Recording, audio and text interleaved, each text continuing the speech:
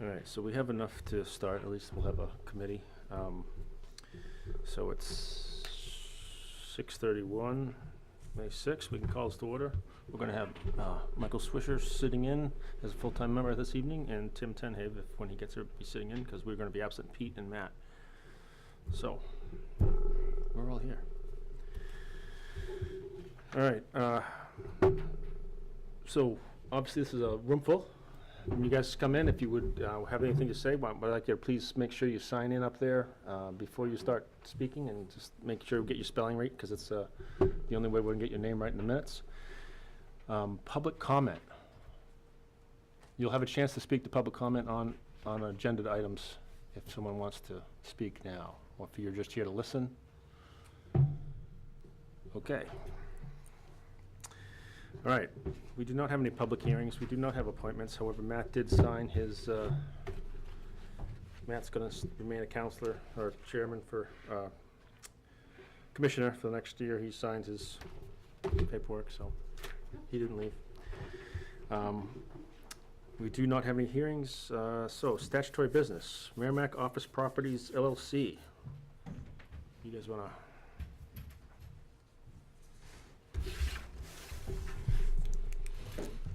Thanks, Steve.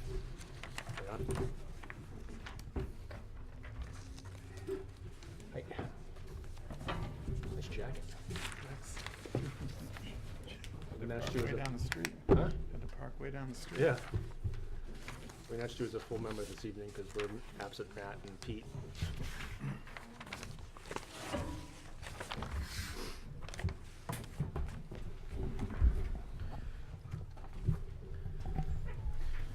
Good evening, Mr. Chair, members of the board. For the record, my name is Tom Zajac. I'm a civil engineer with Hayner Swanson, 3 Congress Street in Nashua.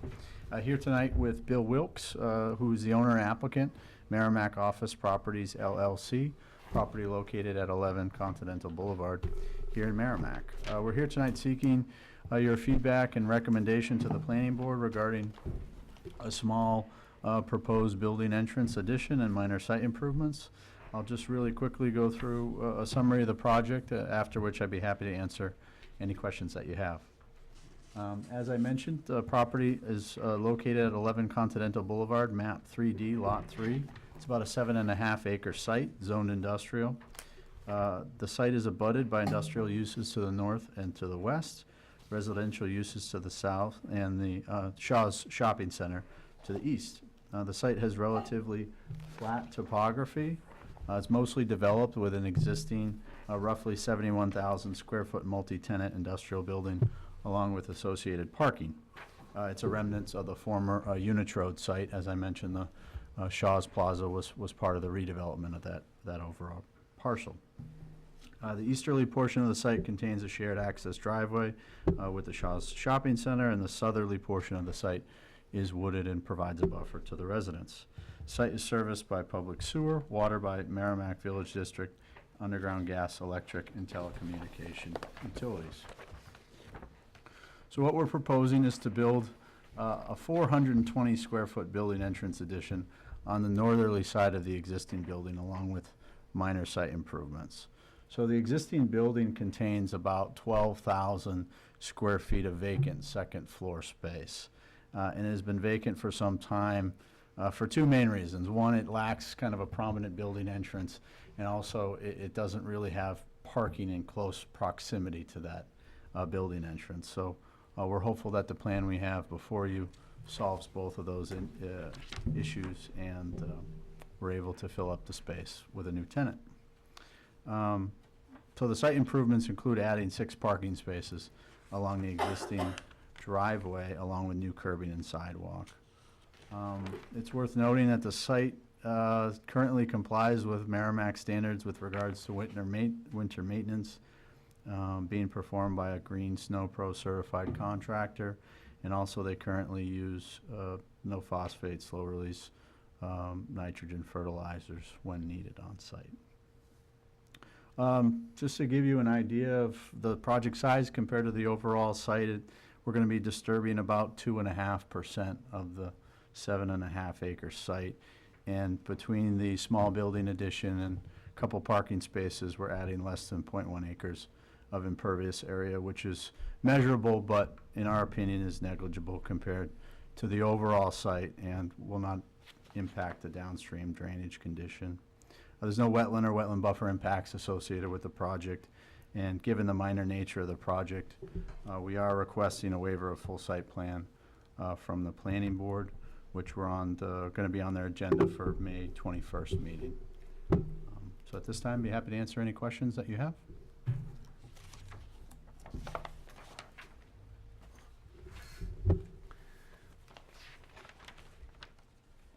How did you guys arrive at the 6 parking spaces for 12,000 square feet?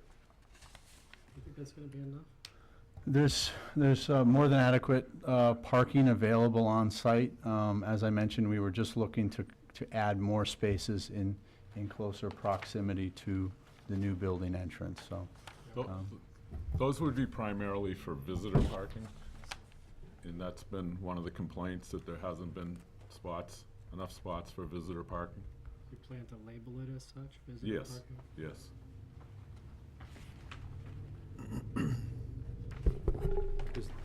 That was not any part of your snow storage prior either, that area. So this is gonna have very little impact, if at all. There's quite a bit of Right, and the snow storage in the back of the back. building. Right. I mean, we've never hauled snow on the site, ever, even in the worst winters. I didn't have any questions or Yeah. comments on this. So how are you gonna capture the stormwater from this new entrance area? So, the new parking area will drain back out into the existing closed drainage system, which is located on site right now. So there's minimal grading and impact needed in terms of the design of those new parking spaces. And in the addition? The addition will tie into the existing roof drainage. Okay. Yeah, it's all flat roof, so that existing building is then tied into the closed drainage system as well. Okay.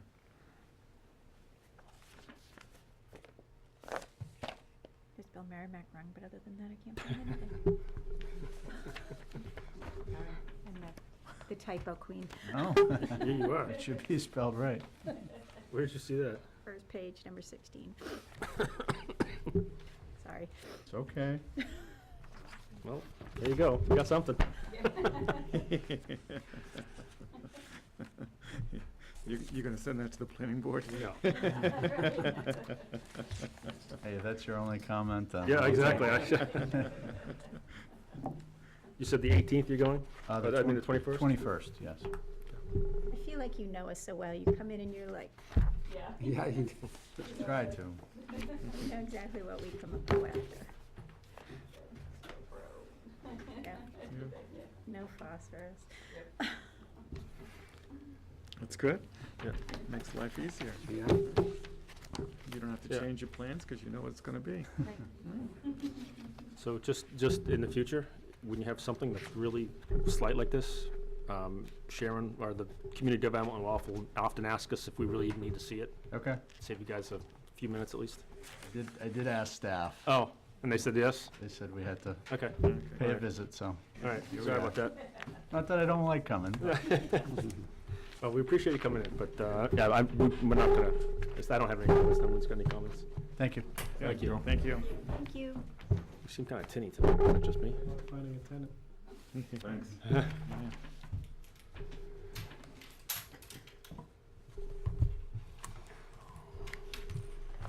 All right,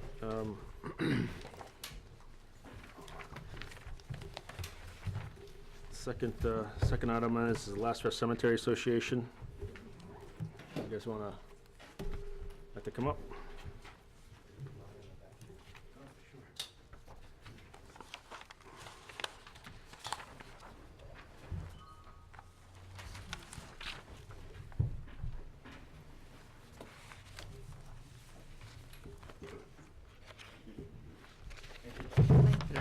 Thank you.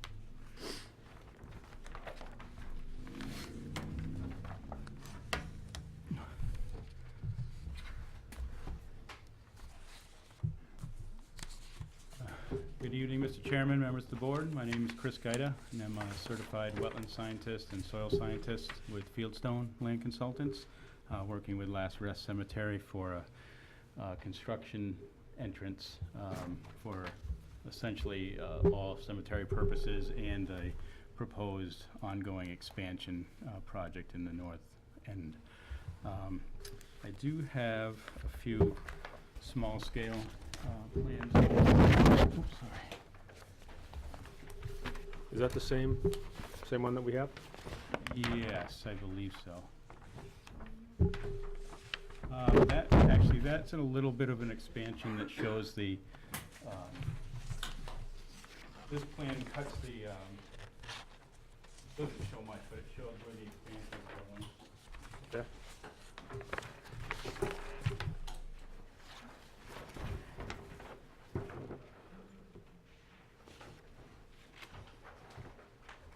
So all it does is basically show this area here, where the expansion area is. Oh, okay.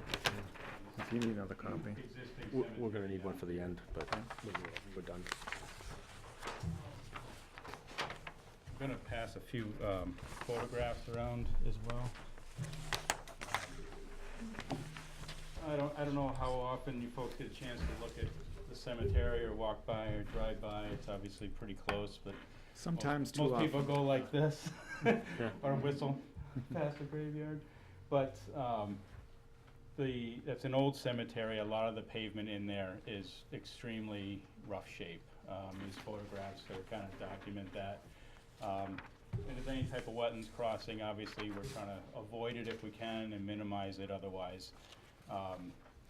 You know, the first thought is when I met with Last Rest as well, there must be another way in. How about these other entrances? And we went around and looked at those, and they're really not suitable at all. They're extremely narrow.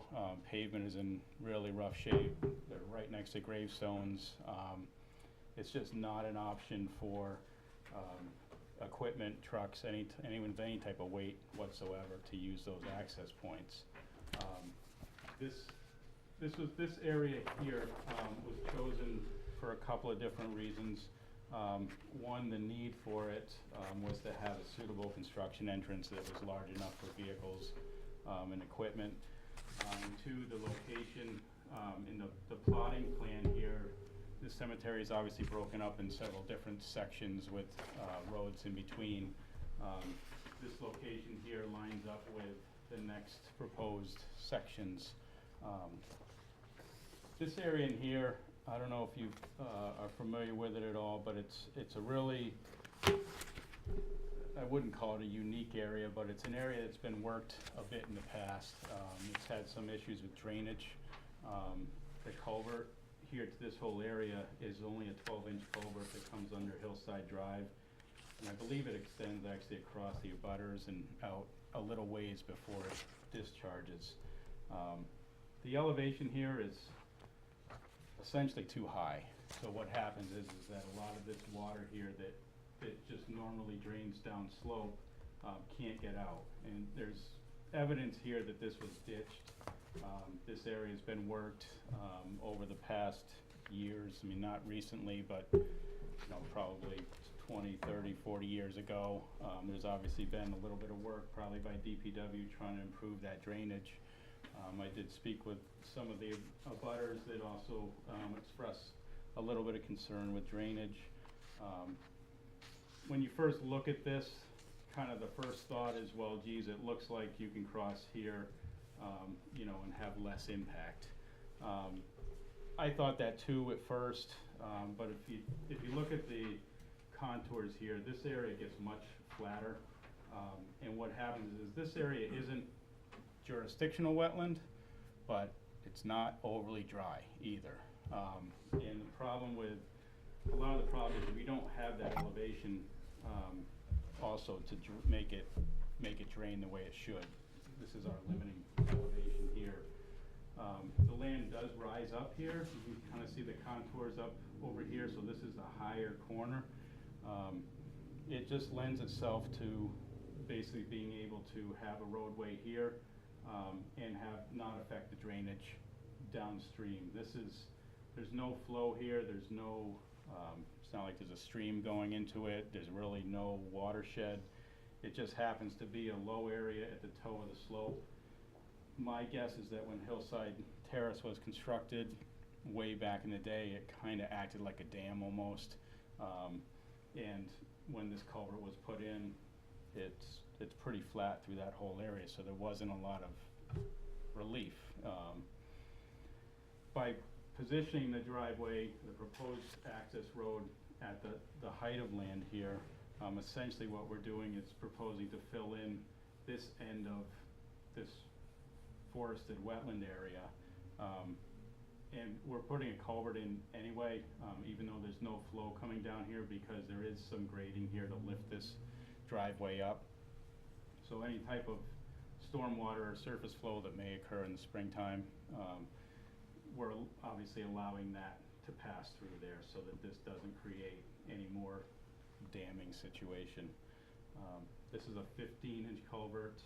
Again, it's far oversized for essentially no watershed, whereas the downstream culvert here is a 12-inch culvert going under Hillside. That's essentially it, really. I know we haven't had a chance to do a site walk together. I don't know if you folks have had a chance to walk by there and look at it. It's really one of those things where it is forested, but it's certainly not a vernal pool by any means, or any high value type of wetlands. A lot of times you get some value even on minimal wetlands with sediment treatment and stormwater.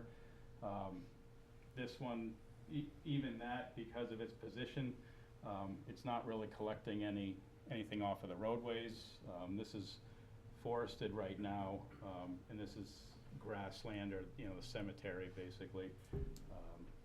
So there's really not a lot of watershed off of that. That's all pervious area. There's excellent soils, sands and gravels in there, so your infiltration is high in the cemetery area. So that's essentially it. We're looking at the total impact's about 1525 square feet of wetland. It is a palustrian forested wetland.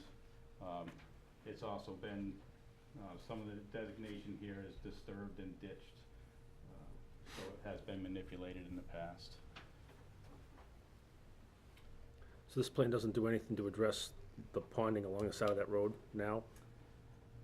Not really. There's some ponding over in this area here. In this area here, the only way to change any of this would be to basically replace the culvert under Hillside Terrace and re-elevate that. And I believe this goes all the way, some distance on the abutting property. It would have to be a DPW type of issue. So we were obviously trying to avoid, creating any other complications in this area.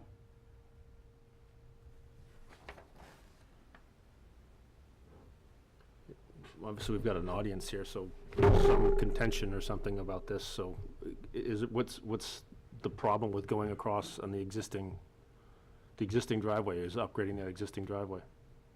This one right here, Yes. did you want to talk to that at all?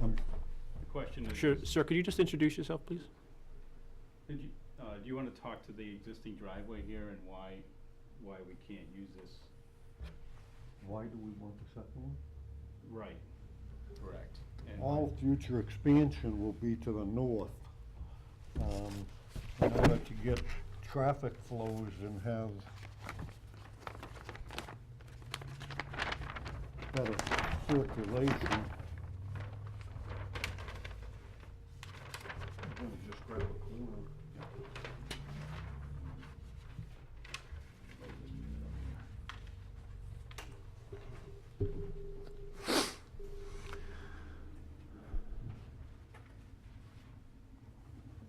Find out where I am. so we're right. This is where our office and garage are. These are sections that are already occupied. This is a section we're working on now, and this is where that road would access, and then this is future expansion down the road.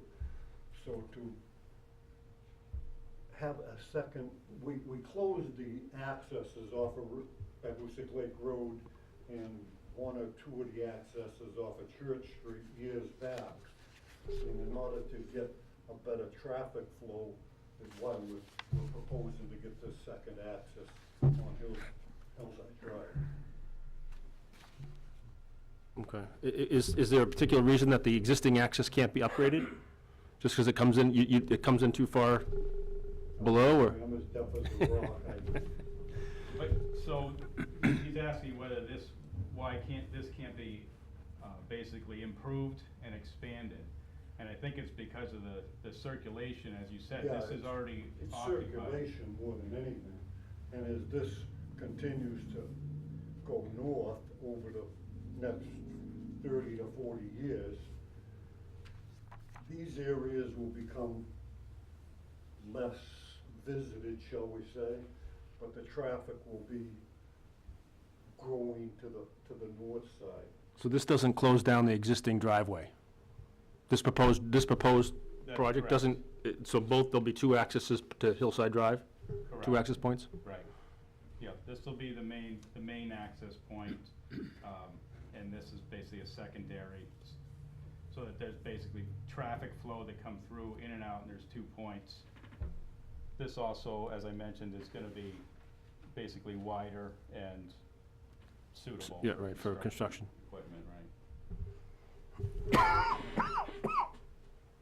Excuse me.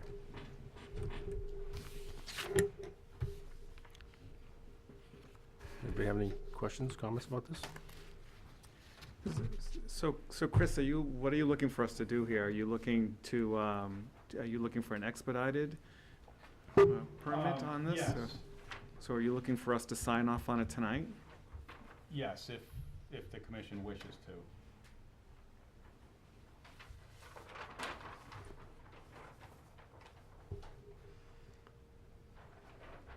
It would seem like we're increasing flow off to a butter's property. But is this, I mean, I understand right now it's somewhat ponding right there, but if we're gonna raise that road, This road, right? yeah. Yeah, Isn't what was the question? Do you feel we're not gonna be increasing flow off into that butter's property? You mean onto the abutters property? No, when you're going across Hillside Drive, on the 12-inch culvert going under the drive. Oh, right, I Yeah. mean, well, there is basically some, impervious area here. Right. This area is gonna remain forested. There's gonna be, with the infiltration here, I mean, any increased flow here it would be minimal. I mean, there's really not gonna be, it's not like we're shedding a whole drainage way, or subdivision. There's no closed drainage, it's all open, sheet flow off of the access road. Is the road itself just gonna drain to Hillside Terrace, or is it pitched to come into the? No, right, so it comes into here. I mean, there's basically this is built up, so it's effectively, like a ditch, if you will. It drains off the shoulder and then into the forested area here, and eventually, it works itself down to here on both sides, so it can flow that way. Are there any plans for guardrails or something to keep people from trying to park into the wetland or pull off the side of the road? Because I've been at the cemetery when people with notoriety have passed, and brings a lot of cars. There is no proposal for guardrails right now. I mean, certainly something like that would be handled with parking signs, probably just, temporary tall stakes or parking signs, like any event, if you have something to basically prevent people from parking there. This being the main entrance, mostly the plots or whatever will be in here, so I know people tend to congregate in that area. They may wanna park on Hillside Drive. I don't know where they're gonna park, but if that were any type of safety issue, Yeah, I'm not thinking safety. I'm more concerned about people driving into the wetland or Oh, or vehicle, dropping its coolant or oil into the wetland. yeah. Well, I don't think any more than Hillside Drive or anything like that, but I think any type of temporary signage here, if that were a concern, or parking, I don't really think that would be much of an issue. I don't know, did you have a suggestion that you were thinking of? Because Well, I'm not, yeah, I was suggesting that something be done to prevent people from pulling into the wetland. accidentally, obviously. Yeah, yeah. So you're Um, thinking something Something permanent. then? Right. Yeah. Yeah, it probably, certainly could line it with boulders or Boulders, yeah. something like that, or, Yes, yeah. sure.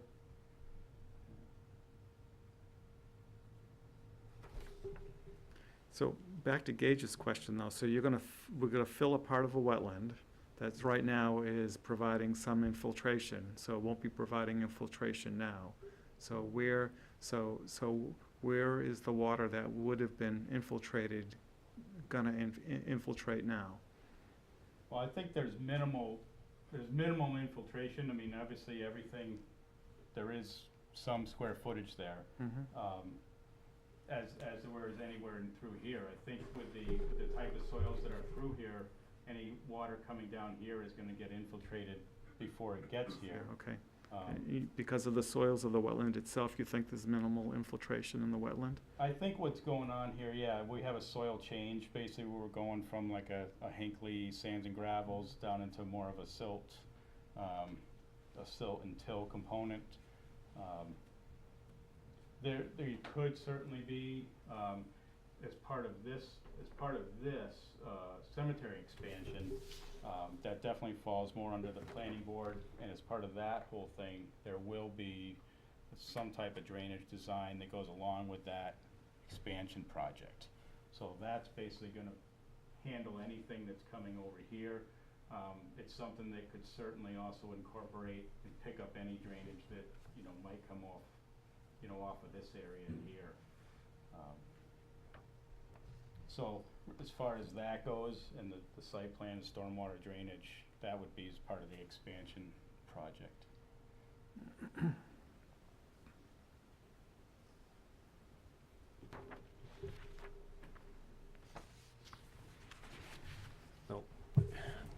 We're supposed to have public comment at the beginning of this, but I know you folks have something to say, so does anyone have any problem at bring public comment in now? Sir, why don't you come up and please state your name and sign in? Yeah, I don't think Lenny introduced himself. Yeah, he didn't hear me. Yeah. He did sign in, I believe, so.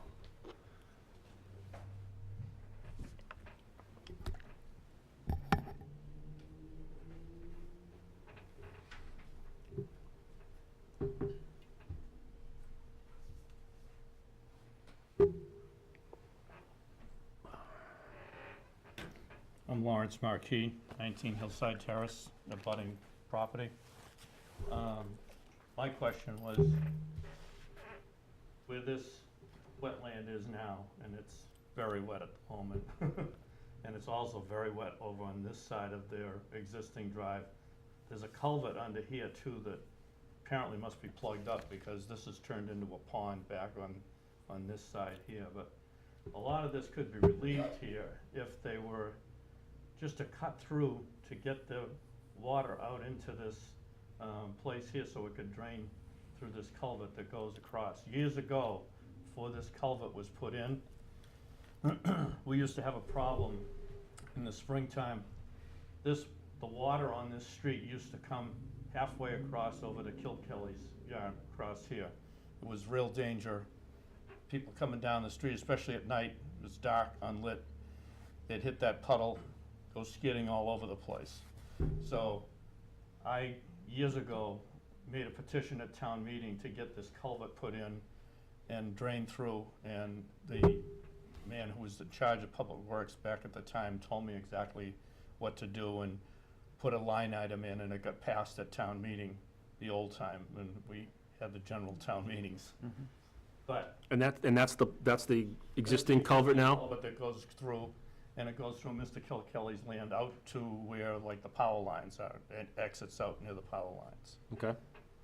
But it never addressed draining this area here because where this ditch is, like he said, there's a high spot here that runs along the side of the road. So this water is all trapped. It just sits there dead until we get the droughts in the summertime, and then it finally dries up. But this is an exceptional year, obviously, because we've had, what, 1 day of sun in 20 days. And we're all inside right now enjoying it. But if somehow, as part of this project, it seems to me if they just get a backhoe in there or something and just put some kind of a ditch just to get it out into this flow, because it flows here, it flows slowly, because there's not much of a pitch or anything, but it does drain, but the town has never kept that ditch cleared out, and it's all like overgrown with grasses and stuff like that now. So it makes it hard for it to actually get over to this drainage pipe here. Okay. That's my concern, it's just, you know, I think it's gonna make the problem worse rather than doing anything. I mean, yeah, you're putting a pipe across your existing road, but it doesn't address that now. This is gonna be solid material here, and you're compressing that wet area into probably a deeper pond now. That's what I think, but I'm no engineer, but that's my concern. Okay. So Chris, weren't you planning on providing that access from the wet area through the ditch to the culvert? Right, well, we certainly can, as you mentioned, there's a bunch of different piles through here, and the water does get through there in spots, and like you said, there's. If it does, it's doing it below the ground, Yeah. below the surface, because We- it's just basically seepage coming down Yeah. here. We certainly can, look at that, I mean, that's something that would be, it's additional impact, if you will, I mean, it is certainly a disturbed area, with I think when they dug that ditch out, they just piled everything on the. No, it on was the like high that side. before. Oh, was it? Yeah. Yeah, so there's definitely some ups and downs through there that certainly could be That might restricted. be something best addressed through DPW also, Yeah. where they do, if they've gotten in there before. Yeah, I had requested it once before, a couple of years ago, when they repaved the street. So the whole thing was, this section of the street never used to exist, it was dirt road here. Right. The road used to end right about here, okay? Maybe even, actually at my driveway, so it's probably even back here, the paved road. Then one year, all of a sudden, they just came in and they paved the rest of the road all the way out to where the police station is now. Only they never put any drainage in, so that's when we started having the issues with flooding on the street, because nothing was meant to address the possible water accumulation, So, like I said, we used to have ducks swimming in the street here. The mallards would be there in the springtime, swimming around. That's how deep it was. So, we don't wanna see that all happen again. That's our concern. Okay. It just seems like overkill, like, to me, anyway, you've got an entrance already, now you're gonna put another entrance, you say this one isn't wide enough, expand it, just make it wider. To me, it's like overkill to have, within a few hundred feet, 2 entrances to the same place, Okay, okay? thank you. Thank you.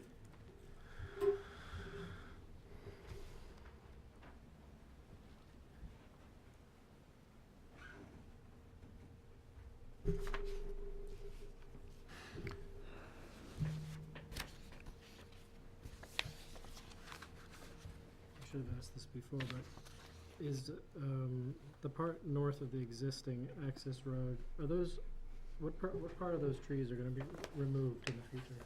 It's really just this area here, kind of see it on this plan, the proposed is right So just along the, Just a path for the Yeah. road, yep, because they take up a lot of that water too, sure. and slow down the flow. What's the pitch of that? That's about 2%. Which pitch, you mean, the roadway, or, No, the overall topography. oh, that's probably about that, So not, Three. not too steep. no, it's pretty flat.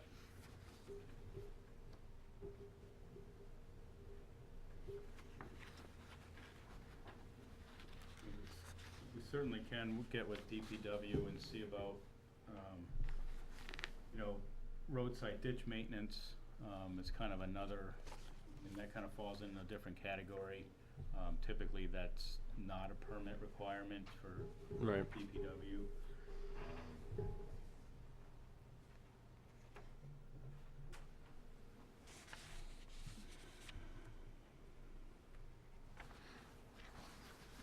When are you due in front of the planning board?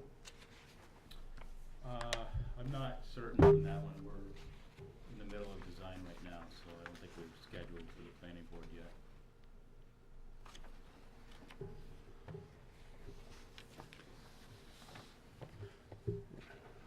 I'm not sure I want to sign expedited. Well, yeah, do you have a, you Yeah. have plans in front of you? Yeah.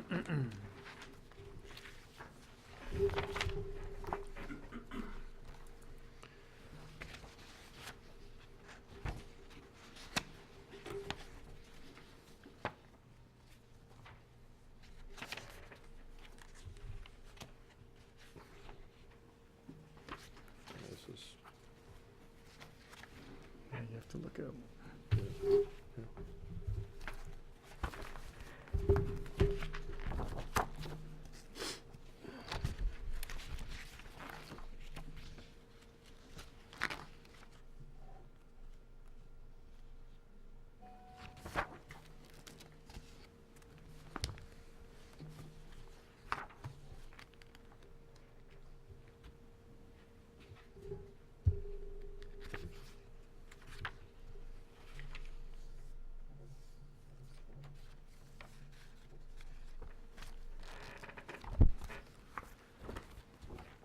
yeah, it would be here. See, here's your directions. yeah.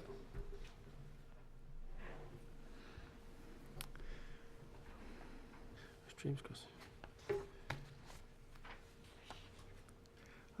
Yeah, I guess, my hesitancy is this really necessary?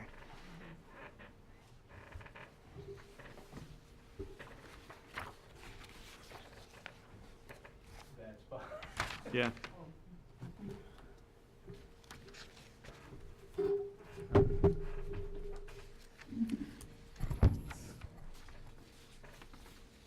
Yeah, and definitely, I'd say all wetlands are valuable, especially in light of studies that came out today about the environment and everything, but.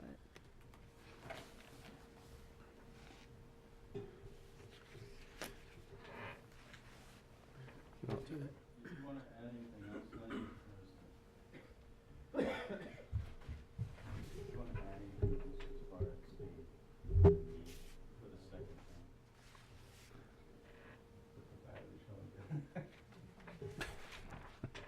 We were just wondering, they were wondering about the need, basically elaborating on the need for the second.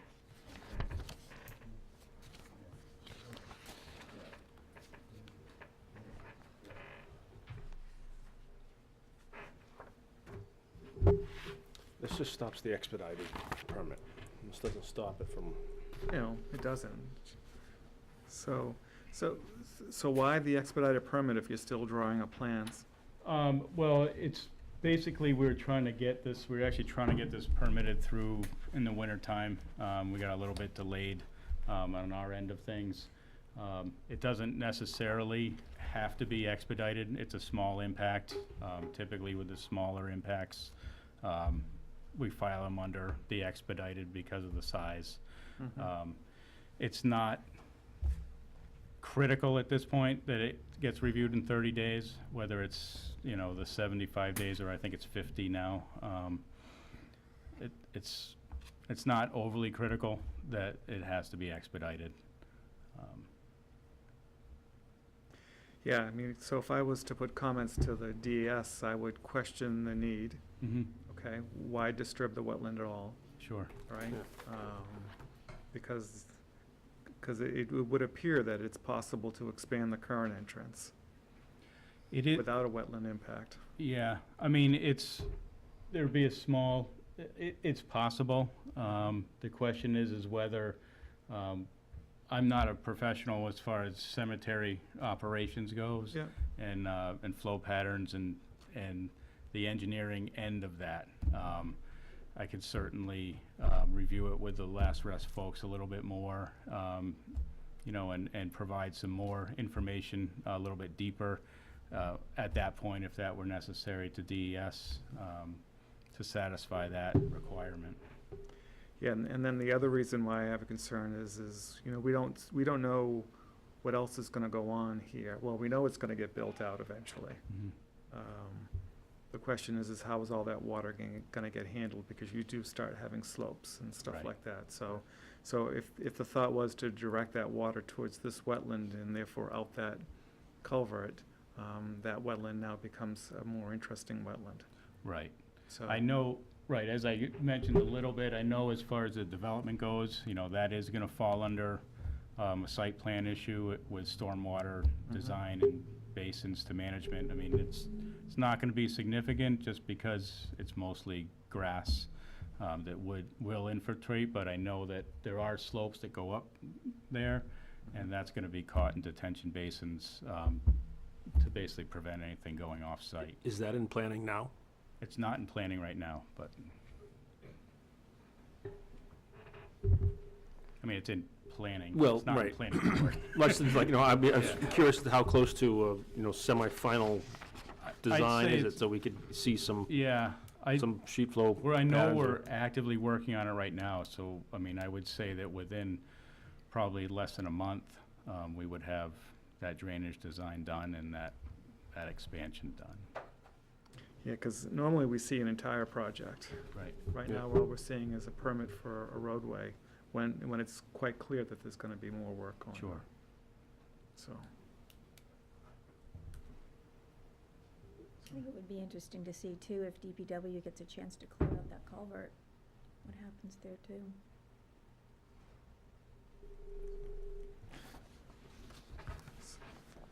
so for those in the audience, all we have is the ability to provide input to DES. We don't have any ability to say yes or no to this project. We can give them our thoughts on it, but they are the ones that allow the wetland impact or not, so.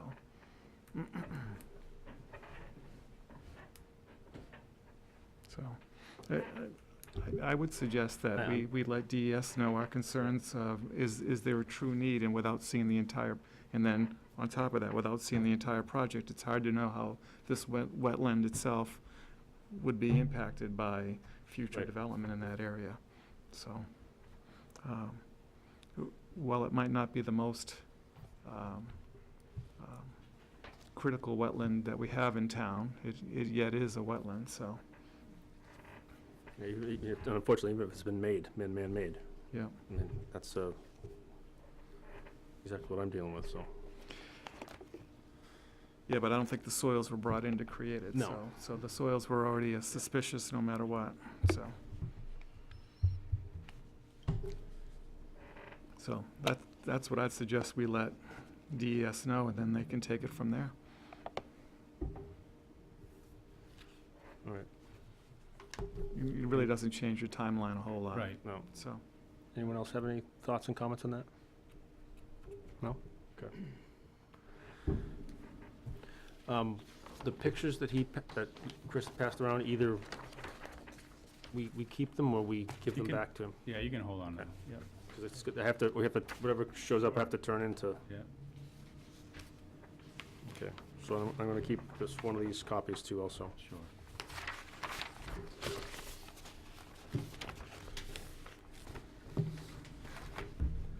Okay. so I think that's it, yeah. Yep.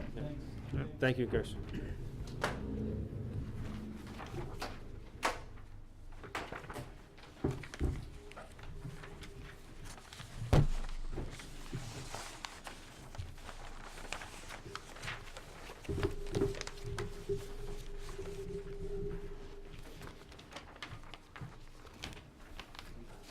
Yeah. Thank you.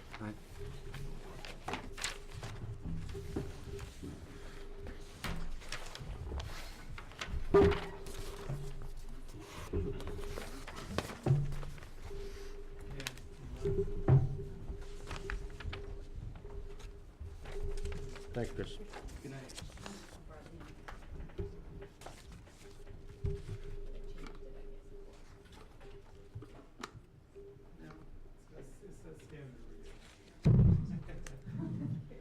Just, I guess as soon as I ask the question, maybe I'll. Yeah.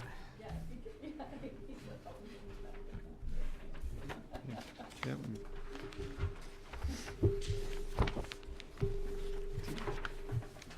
You got your extra copy, right? I do. Okay. Thank you. Yeah.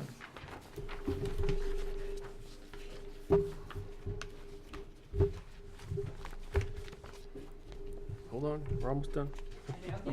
Time. All right.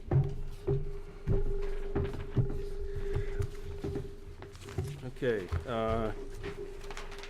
Kingsley Osgood Bernard, review for recognition of planning board, full site plan review for a dog daycare grooming business, 9 Harris Ave. Okay.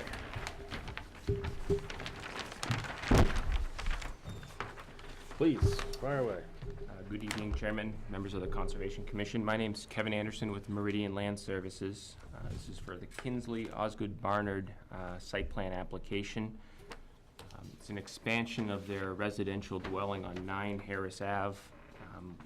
This originally started out as a doggy daycare grooming and boarding business, but it's been pared down to just grooming now.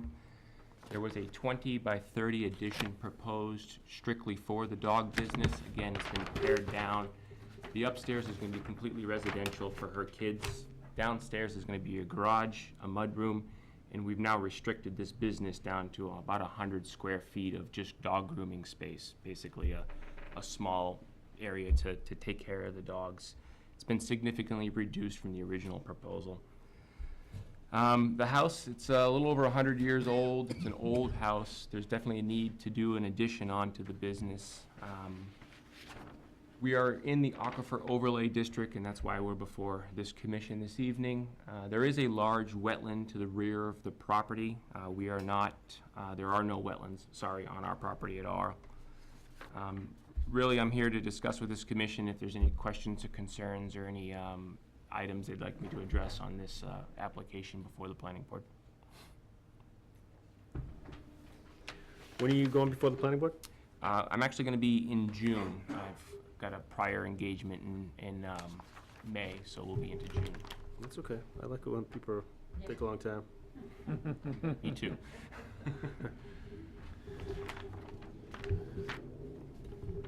Have we seen this before? Yeah, the expanded version. Yeah, it was bigger. Okay, so you just had to come back because of the change. It's I don't definitely a recall this change. We've really reduced the scope of the project. It's more of a push towards a residential I think expansion than it we've was. seen it. We've seen this before, I think. Yeah. Yeah, that's what I We thought. went over it, yeah. Yeah, it sounded very familiar.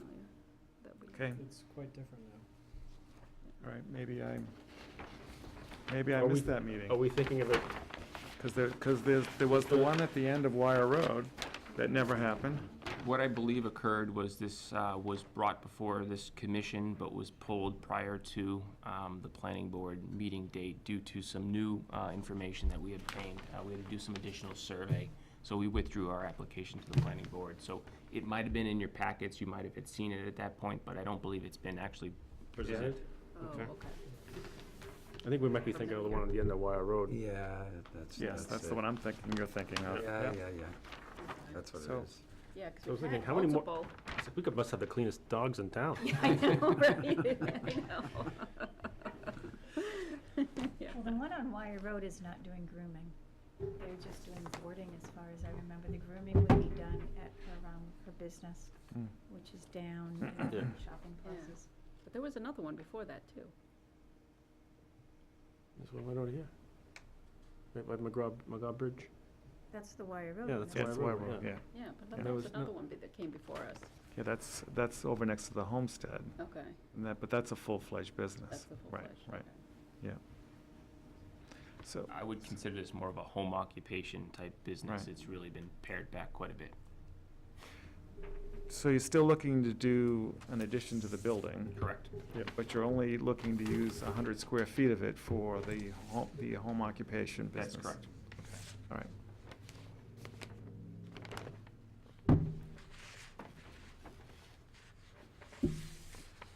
So on the overall addition, how are you addressing stormwater that would normally have gone somewhere? I don't know if that was impervious before, or yard, or, I'll just pass this one picture. I printed this off before I came, and you'll see it's largely lawn.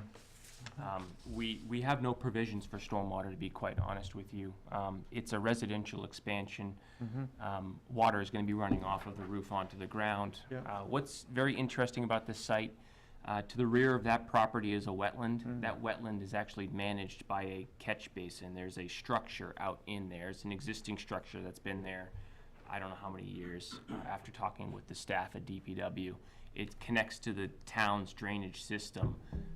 We feel that this small amount of impervious isn't gonna have any effect to the stormwater in the area. It's all being managed by that structure in the wetland. okay. High groundwater table, we're really not gonna be able to infiltrate it. There's very limited things that we can do to take care of any additional stormwater.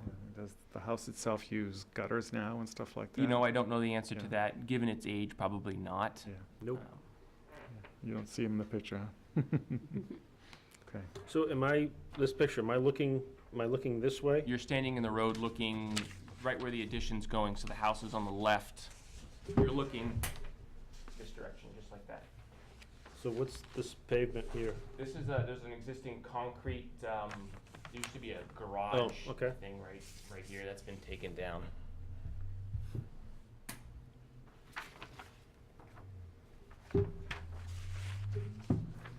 So, so no boarding, just grooming then? Correct.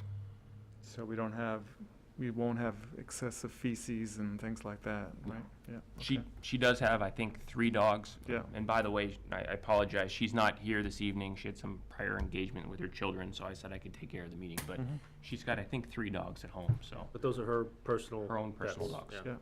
That's. Yeah. What kind of parking is she anticipating?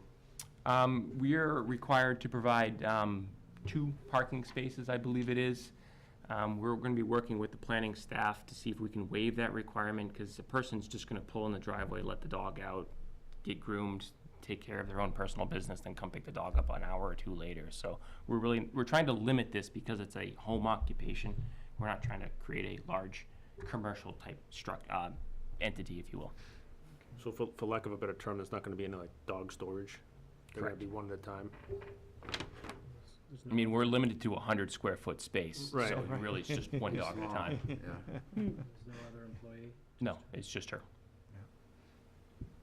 Oh, it says no more than 2 dogs per day for grooming would be scheduled. She's really pared this back from what it was originally proposed, knowing what she could get through the town, what she could have in the neighborhood, and that's really why she's pared it down to where she is now. Is there thought of a sign anywhere on this? She hasn't indicated that. She already has an established business. She has all of her clients. It's really just a new location for this to go. So I doubt there's gonna be a sign at all, no. So the kennel portion of these notes is no longer pertinent? Correct. Okay, so so this is not That is not the final one. That one was, this is not the plan that's going in front of the planning Correct. board then? we still have another few weeks to put that application together.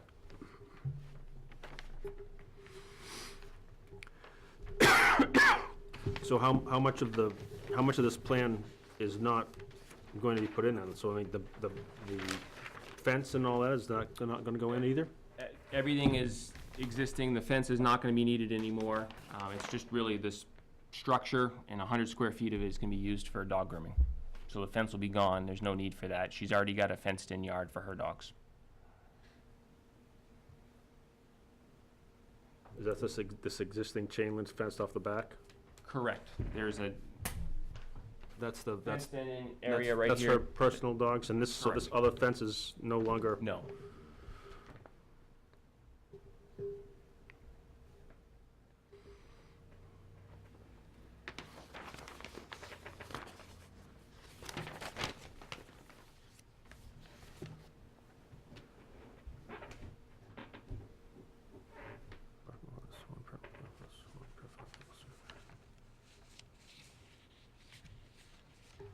Alright, so one per employee, one per 5 animals served, so if she's not gonna have any kennels, That is correct. yeah, she's, you know, she's only required to have 3 spaces to begin with.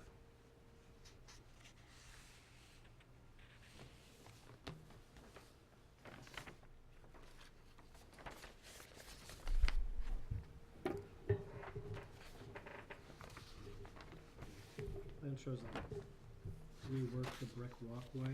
Is that this sort of rock wall looking thing alongside the trees in this picture? I'm sorry.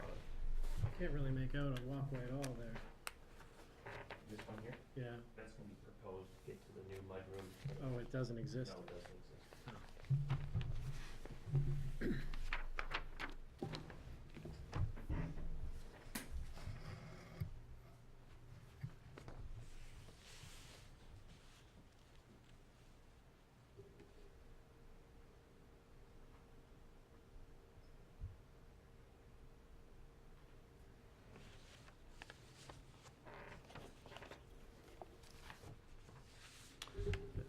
I don't think there's really a whole, Yeah, none of these, No, none of it's- these it's- notes it's apply. just really pretty, Basically a residential expansion. That's correct. And I do apologize, like, again, the plan was submitted to this commission and things changed because of where we are in the process, but it's really been stripped down to, like you said, a home occupation. and you're not going in front of the planning board till June. Correct. Alright, well, I guess our comments will just obviously reference the fact that there's gonna be no boarding. And other than that, Yeah, and then the only other comment would be is if the plan significantly changed from what you told us verbally today, we would like another opportunity to review the And project. I'd be happy to be here, yes. anybody have any comments, questions? Thank you. Okay, thank you very much. Thank you.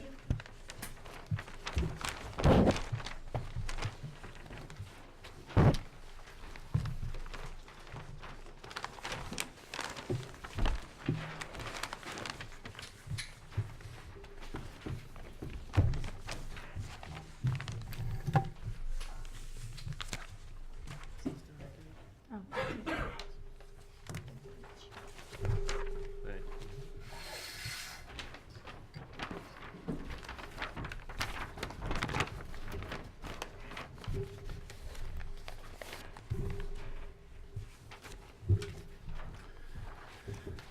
Thank you.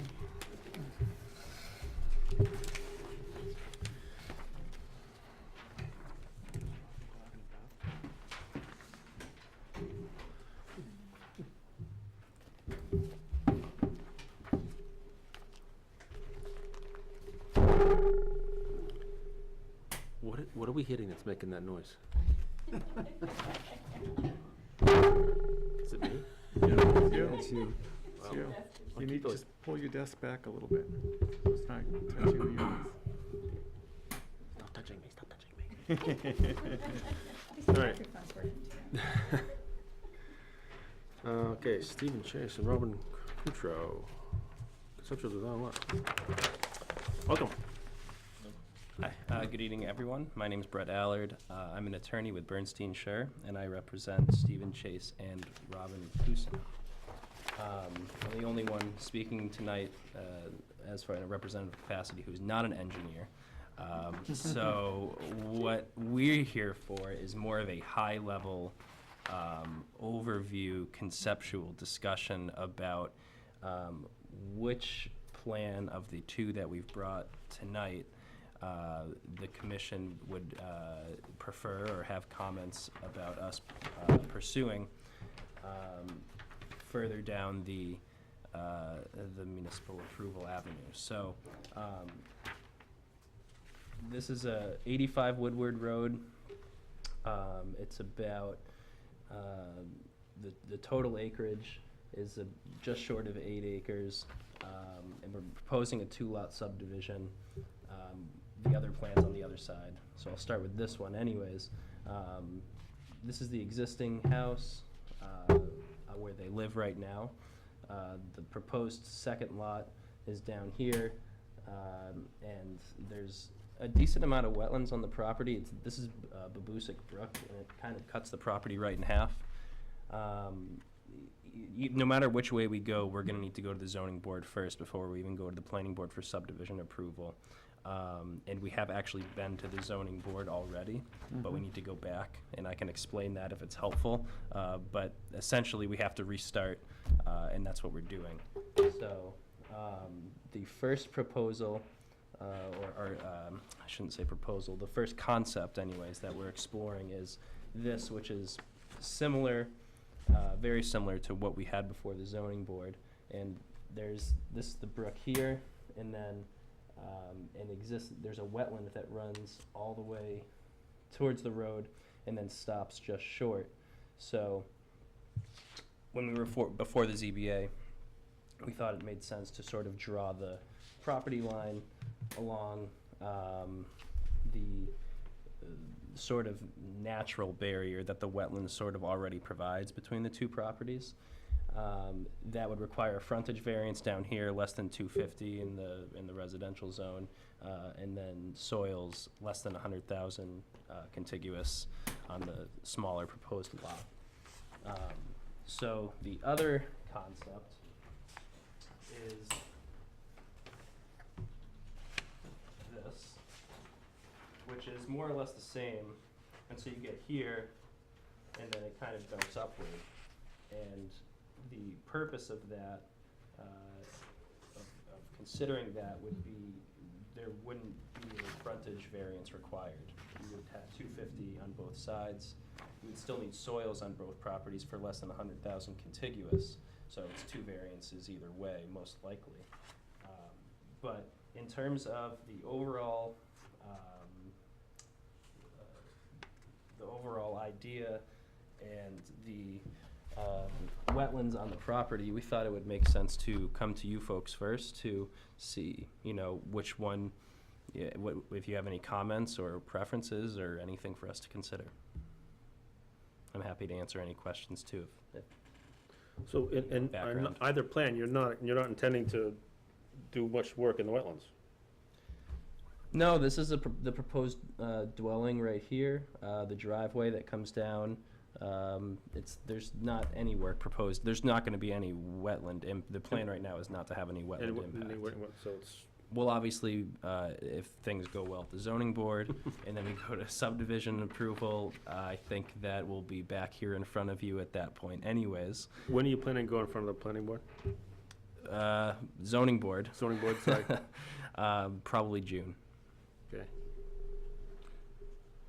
So on the plan with the increased frontage, it cuts off the driveway to the house? Right. So that's where Stephen and Robin are living now. If this all goes through till the end, they'll be selling this property and moving in here, a sort of a downsizing. But we could do a cross easement for access when the subdivision, when the new lot is sold. So that's an easy enough thing on the legal side to throw into the deed, and you avoid any sort of issues after that.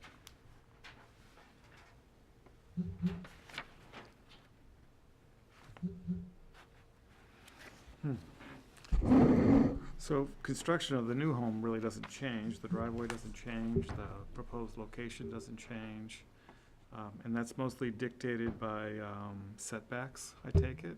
Right, so between the wetlands and the property lines, there's not a huge building envelope down here in this corner, Yeah, but there is enough where you can get the septic system, well, and the proposed dwelling in there without any setback variances or anything. So it does work, although there's just not a lot of wiggle room. right, so, and you've got enough distance between septic and well and all that as well?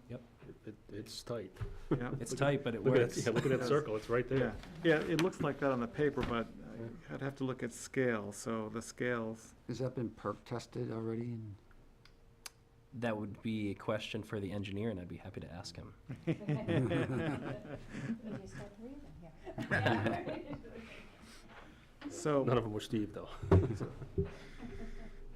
So when we look at subdivisions that include septic as opposed to sewer, we always like to know, or we'd like to know, I shouldn't say, preferences is there a second location for a septic system in case the first one fails and you can't repair that?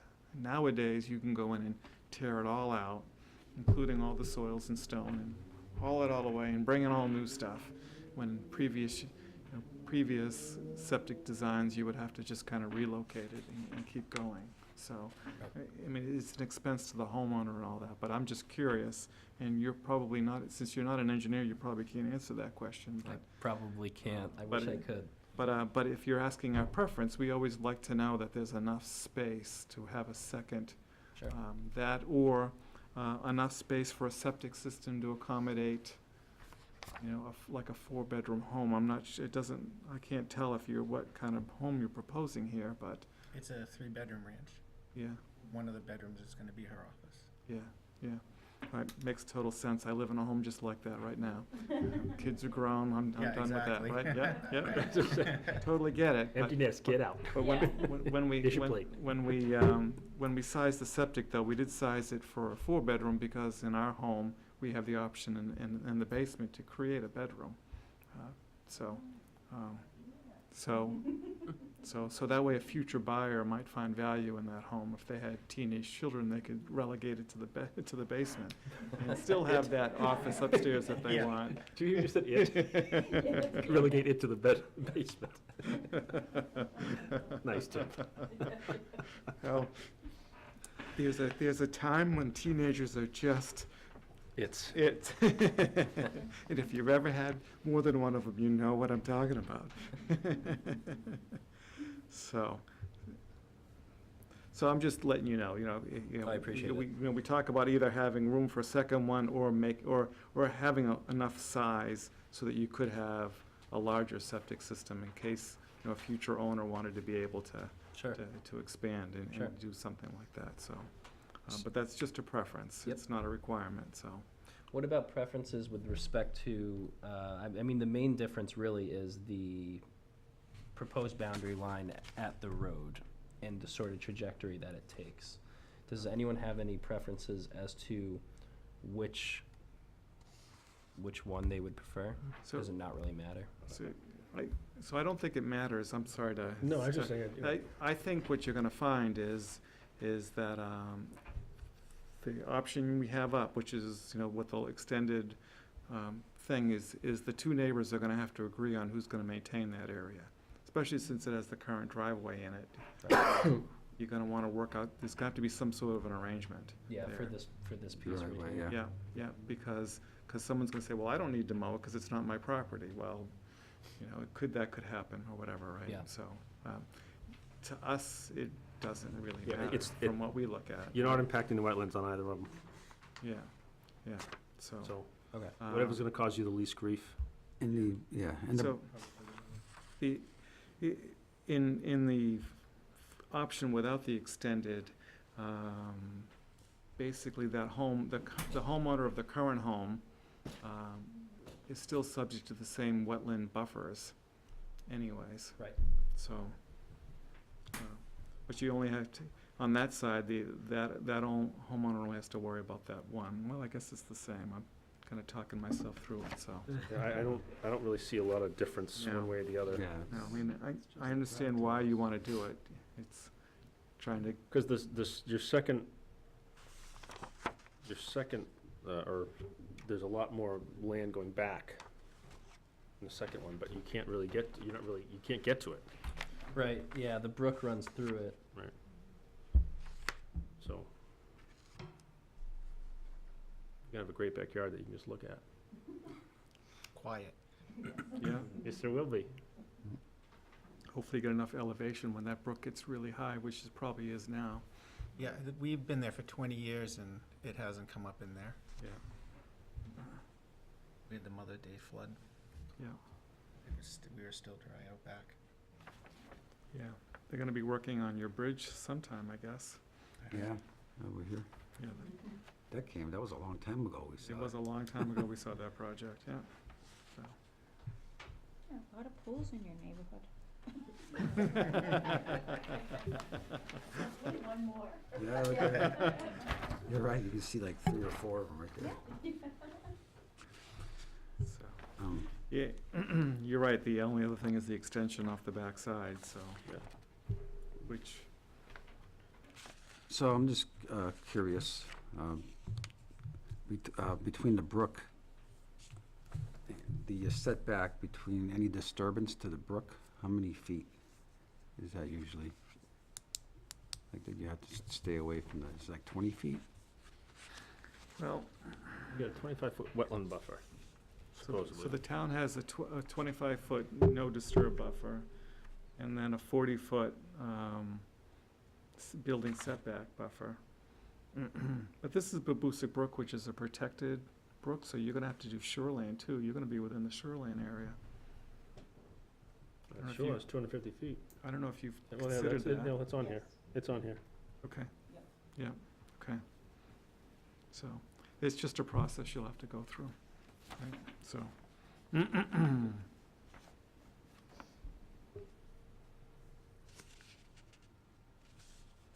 Yeah. I'm not sure it matters a whole lot Yeah, to us. I'm saying it where you don't have, you're not, you have equal wetland impacts, which is minimal on either of them. So to us, whichever one's more convenient for you, and then long-term maintenance for you. Yep. Which is less property, less to mow, less to snow blow, less to do. Yeah. Especially now that the kids are gone, you can't just sign that out. Yeah. They didn't do it anyway. I know. That, yeah, and then, since we do have the potential, we have homeowners here now, that's a long drive next to a wetland. Hopefully, you're not gonna oversalt it, because that's just gonna But we wash don't- right in. We don't use any salt where we are now. And then just watch your fertilizers. There's been a lot of trouble with phosphorus getting into Babusick Brook and others. And what phosphorus will do is cause those algae blooms and stuff like that.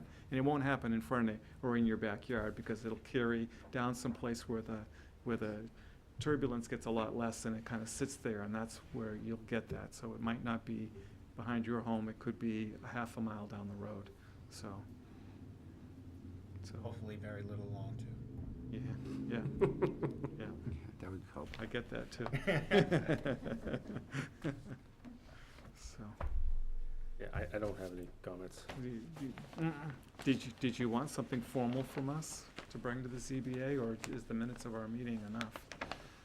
If there was a preference one way or the other, that would probably be helpful, but it doesn't sound like there is, and I'm not gonna ask you to invent one.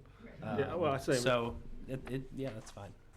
Yeah, I mean, where you've recognized the setbacks on here, you're gonna have the issues regardless. Yeah. You're gonna have to deal with them, so it really. Yeah, the permitting process will take care of everything else anyway, so. Yeah. All right, well, thank you very much. Thank you for coming in.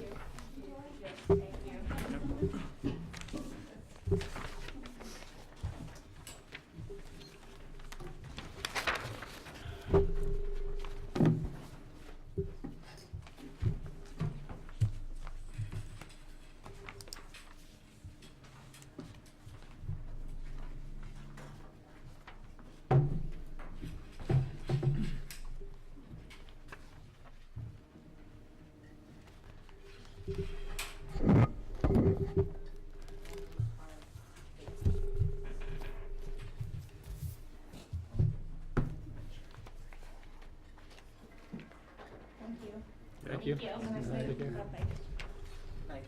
Yeah.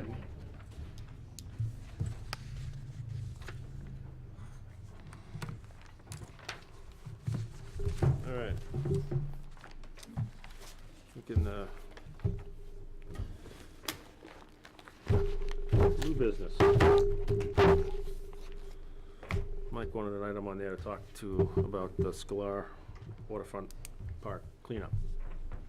So, Okay, yeah, actually, Matt Karen has Fidelity which is gonna go over to Wasserman also, and then maybe over to Scalar. So, I've been communicating with Matt and a little bit, and we might try to do just both Anheuser-Busch and Fidelity on Wednesday the 5th, since Fidelity's gonna be doing Wednesday the 5th anyway.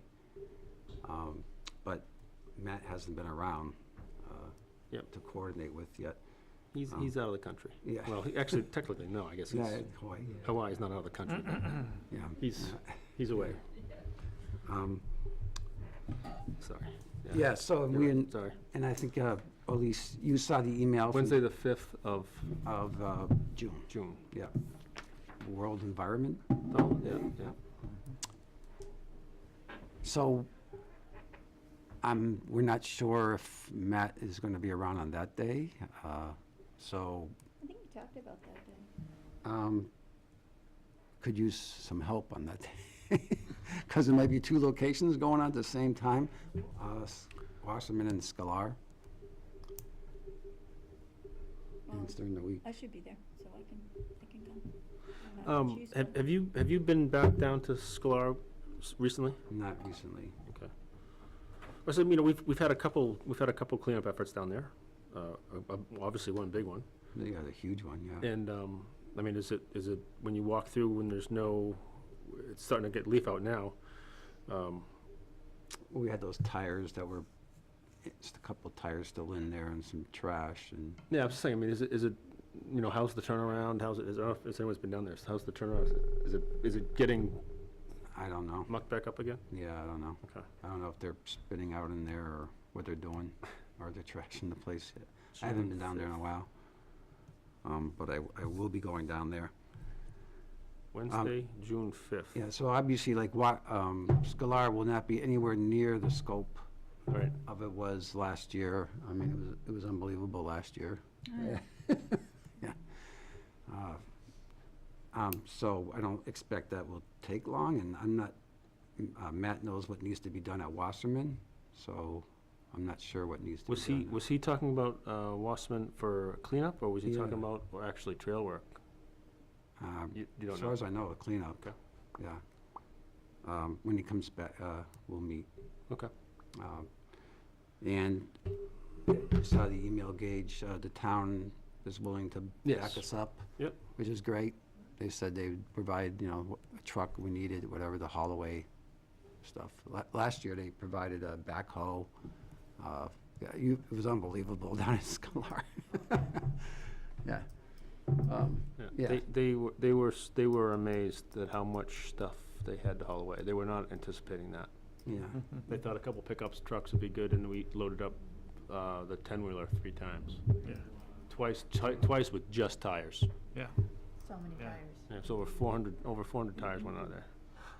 Yep. And, yeah, and somebody took all those tires for free. Yeah. They washed them and they recycled them. Yeah. Yeah, we were able, yes. Yep. Yep. It was really nice. Yep. We were able to, yeah. Mm-hmm. Yeah, so, and the river networks involved a little too. I know, do something with Anheuser-Busch and them with funding, and so they're interested in anything having to do with the rivers. So we don't know if these are going on simultaneously? Right, so I have to work that out with Matt, because he's the one coordinating Fidelity. And so the last word I had with him was that we were gonna try to do it on the same day. And Anheuser-Busch has to approve that too. He said he was open to both days. The River Network had a slight preference for Saturday, but they're not, but I don't think they realized that we don't need the volume of volunteering that we needed when we did Scalar last year. Yeah, I mean, River Network is obviously volunteer-driven, so they want people to, they want an Yes. all-day event. Right. Bud and Fidelity are like, oh, hey, you know, we'll get a couple people together and spend 4 hours, or a couple hours out there in the Yeah, afternoon. I mean, really, this is probably They're a not, little different, they live a little different scope of, Matt said something about 30 people from Fidelity. yeah. Well, they have an active, I forget the name of the group, but they're the ones that came as part of the the solar farm. They have an outdoor environmental subgroup as part of in Fidelity, and it's an active group. I mean, they do trails on their own property and a lot of maintenance on their own property, so it's an active group. And, so, looks like the 5th. Okay. It looks like Wasserman and Sklar on the 5th, but that's not definite yet. And the town said either day, that's Saturday the 1st or Wednesday the 5th, let us know, and we'll support you. Around the same time that you sent that out, I didn't send this out to everyone, but you all have a copy of it on your desk here, is the New Hampshire DES put out the ARM grant program. The grants are due the end of May, I believe. Yeah, May 31st, pre-proposal date. So where we thought we had such a great project with the Woods Road and found out that it was a horrible project, I didn't know if, while we have GZA in motion, if we wanted to see if we could put Sklar on the map, or have them at least go down and assess it and say, you know, is there something that can be, you know, is there any, As far as improvements or? Improvements, yeah, I mean, the floodplain there is obviously horribly scarred. Yeah. You know, and I don't know if that would really constitute, you know, any kind of ARM funding to rebuild that, and, I mean, you have to bring in silt. I don't know if that would really, I don't know. Yeah. I kind of doubt it now, you know, considering what we thought of before, we thought was great, and it was not. So I'm thinking it's probably not gonna be a great candidate, but, I mean, that's the whole reason we tasked GZA, was like, hey, get us some shelf-ready projects. And we now have the potential to, $1.6 million is available. Yeah, And it's- I'm not sure we have enough time. In fact, I'm sure we don't. Yeah, we don't, yeah, I know, we don't, but I mean, your pre-proposal, I mean, this would be something we'd end up paying someone like GZA to do, is to generate a proposal. So, I think after working on it last year, maybe what we want to do is we want to spend some time because they'll do this again next year. We spend some time and we pinpoint what do we want to do, and we have a plan in place so that we have our pre-proposal, I always have trouble with that word, in place by like February, so we're not scrambling. So, yeah, we might want to look at that with Netticook Brook. yeah, well, this is particular to this area right now, this session, and it's pretty much encompasses Merrimack. Okay. So that's the thing, I mean, if you look at the service areas, this one is, you know, the HUC 8, which is where, that's the service area, they name them, they have these different weird numbers for them. This one encompasses the Merrimack River and pretty much encompasses Merrimack. So, Yeah. I don't know if is it worth asking them, excuse me, just to come down and, you know. So Tracy would do that, or? I would, that's who I'd start with, yeah. Yeah. And say, hey, you know, do you think we have something that would fit? And does she have time to? Yeah, and if yes, I mean, Yes, do yeah. you, you know, the next step is, okay, do you think we've got time to get a pre-proposal in? And there would be, whatever, her fee for, There would be, we would end up paying a fee, and I've not spoken to her about this, I've not spoken to anyone about that, I don't. well, there's been a big push with protection along the Merrimack, you know. Yep. Places like this are not, you know, are pretty critical. It's Merrimack River specific though, like It's the project that's eroding wouldn't qualify for this? The one you mentioned a few meetings ago. Oh, the canoe ramp? Yeah. Was it We could ask. I mean, I can't say yes or no, I just don't know. So all we can do is ask. I was just wondering if you knew specifically it's included in this area. You seem more familiar with the labeling. This area is pretty much encompasses Merrimack for the most, pretty much encompasses Merrimack for the town, so. We do have, obviously, a lot of river frontage, so it's, a lot of our watershed is to the Merrimack River, so it covers the Merrimack and uplands. Yeah, it's like invisible almost, the Merrimack River. Yeah. Oh, Yeah, it is. People more familiar with Horseshoe Pond. yeah. But they are, that's the only thing you see. Okay, well, the grant application instructions should be posted by now, so if we go on Well, the, yes, that's what I'm saying, I mean, if we went, obviously, we'll go on the GZA does, mitigation yeah, pages. GZA does things like this all the time, so I mean, if we wanted to see if we could get a proposal, and I'm sure they've got a boilerplate that they can put together relatively quickly. Yeah, I mean, if I remember correctly, last year, the this thing was, can't say that word. I mean, it's a lot of questions that you fill Yes. out, and then you send it in, and. Yep. Do you want me to take a look at it? You certainly can, I mean, I was suggesting that we went through GZA, so I was gonna test them with it. If you wanna go through GZA, that's even better. Because you they would know- have, I think they would, right now, where they just are pretty much finishing up our project, would have a good idea of Right. items that would fit They into did, this. they did some kind of soil test there or something back when we were considering purchasing that property. They did a level 1 assessment, right, an environmental level 1 assessment. Yep. And found no harmful stuff. Shoreline stabilization. That sounds like that's in our wheelhouse. Bank and packs. That's what made me think of the canoe launch, because I know it seemed like a big expensive project and we kind of dismissed it for that reason, but if this money's Yep. specifically for that, it might work out. Okay. Do we want a motion for spending money on her to take a look at it? I would, sure, but I would hesitate to say yes, because I just don't have any idea Okay. on the cost. All right. And we're in May 6th now, so we only have one more meeting this month.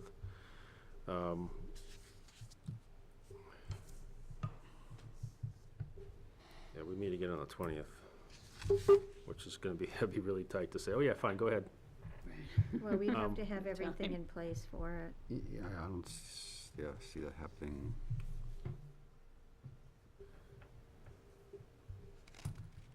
Yeah, I'm hesitant to say yes, because I just don't, I have no idea what the cost of something like this would be. Okay. And, Let's find out, yeah. yeah, So you're gonna reach out to her? I can, but but the trouble is, we don't meet again till the 20th. Right, And now to say, to tell them on the 21st, okay, Right. go. to go.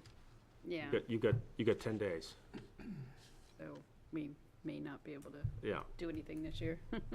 Well, yeah. Well, what if we just said, at this point, let's just set aside like $300? And if it's more than that, then we'll have to reevaluate. No? Yeah, that would work. I mean, we could certainly, we've already got a relatively good-sized grant, not grant, but, we're paying them to do basically this work Right. now anyway, so it might be, they may come back and say, you know what, it's gonna be, we'll just pick the top one and say, go. So I don't know. But if you'd like to do that, Gina, that would be fine. Okay.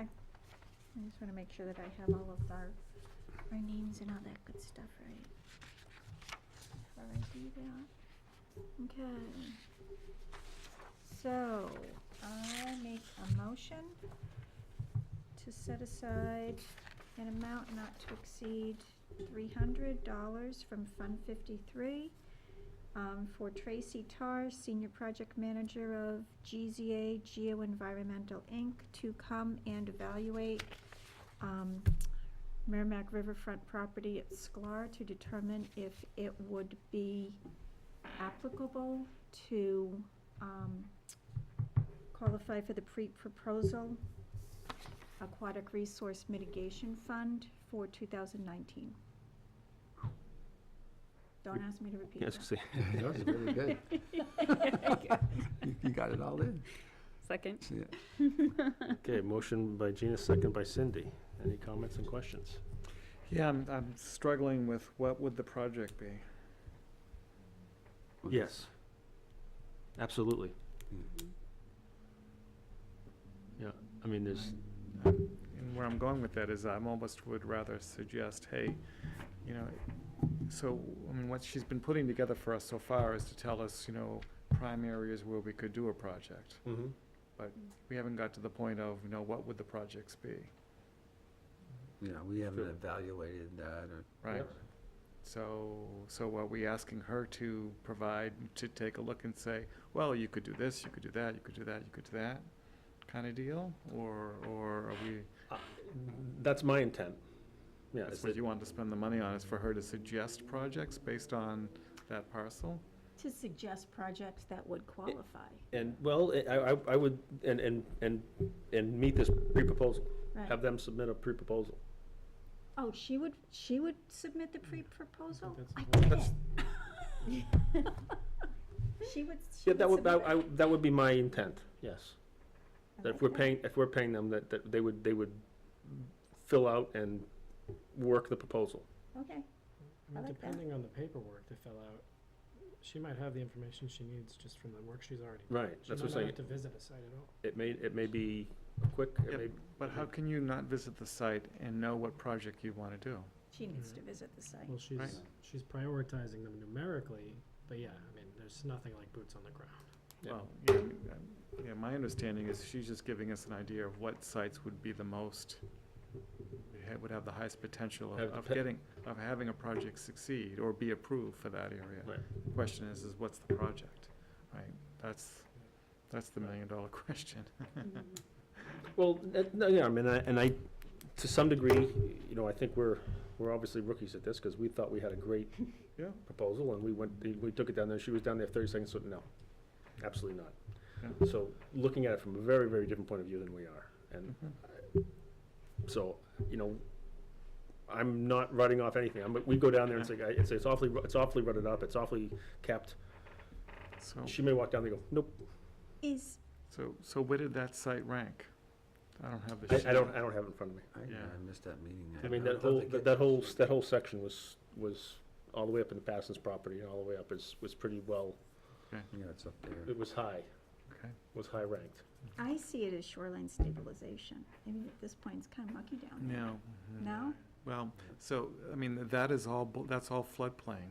You're not gonna spend any money shoring up a Okay. floodplain, That makes sense. okay? What about bank impacts? No? It's all because it's Yeah. floodplains? Yeah, I mean, in past, that whole place has gone underwater, All right, so. well, if we're limited to these functions and values to be replaced, then no, we don't have anything that I can see.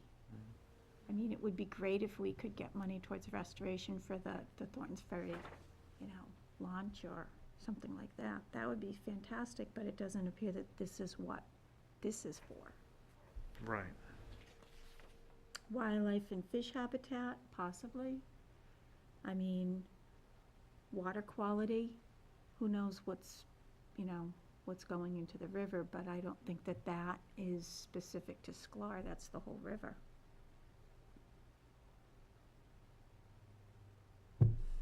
We don't have any vernal pools down there. Yeah, we No, do have Netticook Brook going in there. comes through there, and that connects up to Horseshoe Pond, or it used to. Yeah. Yeah, I don't know.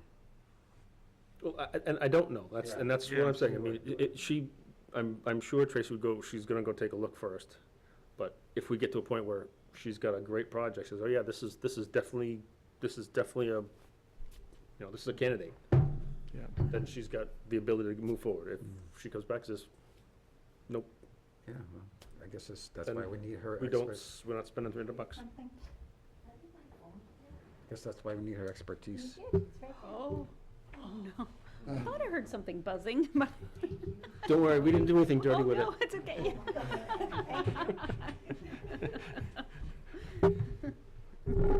I mean, for that cost, it would be good to know. Yeah, but I'm not gonna guarantee, but I would be very surprised if she charges us anything to go down there and go, no. Yeah, that's If she gets down there and says, okay, yeah, there's work we can do here, we can move forward, we can get a pre-proposal done, here's the project, blah, blah, blah. Okay, but she's not gonna walk down there and go, nope. So, yeah, I say let's find out what she has to say.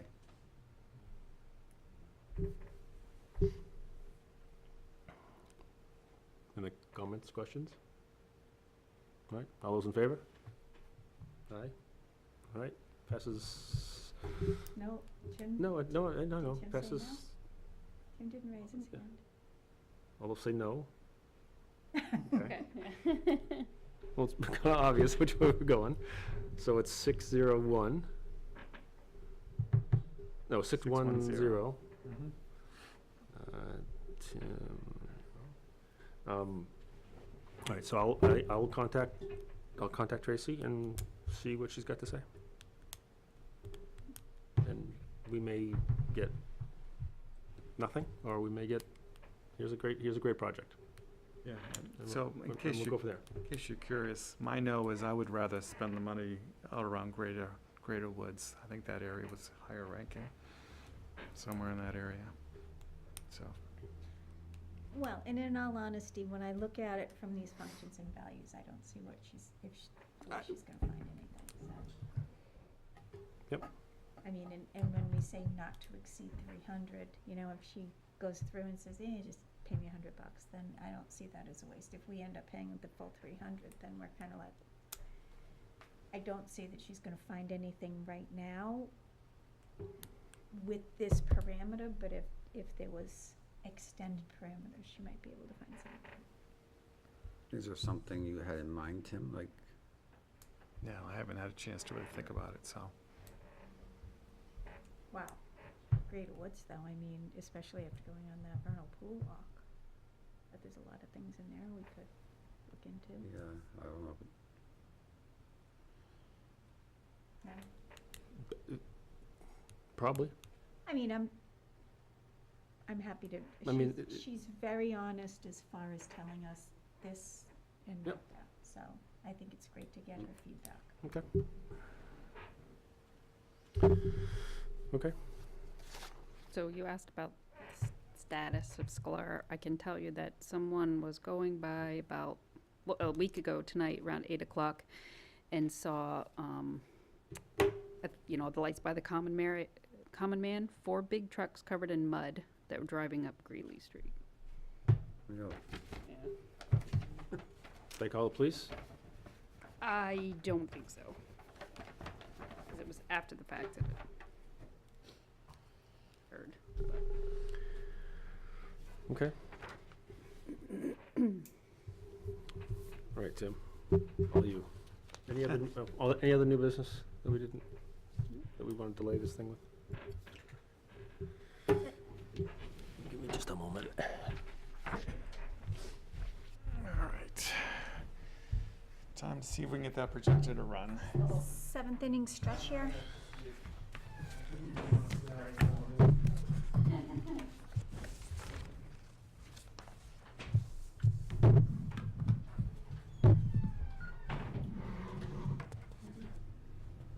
So this is like post-traumatic stress. It's amazing how much of this I've managed to like blank out of my head.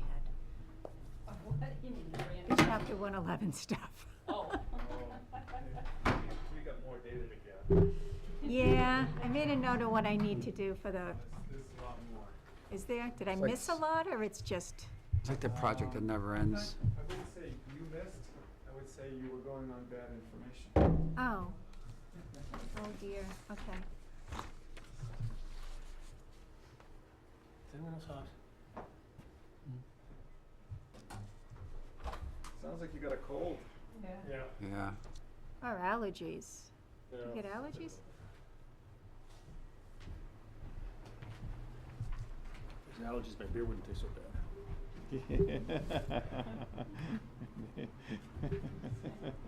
I like that.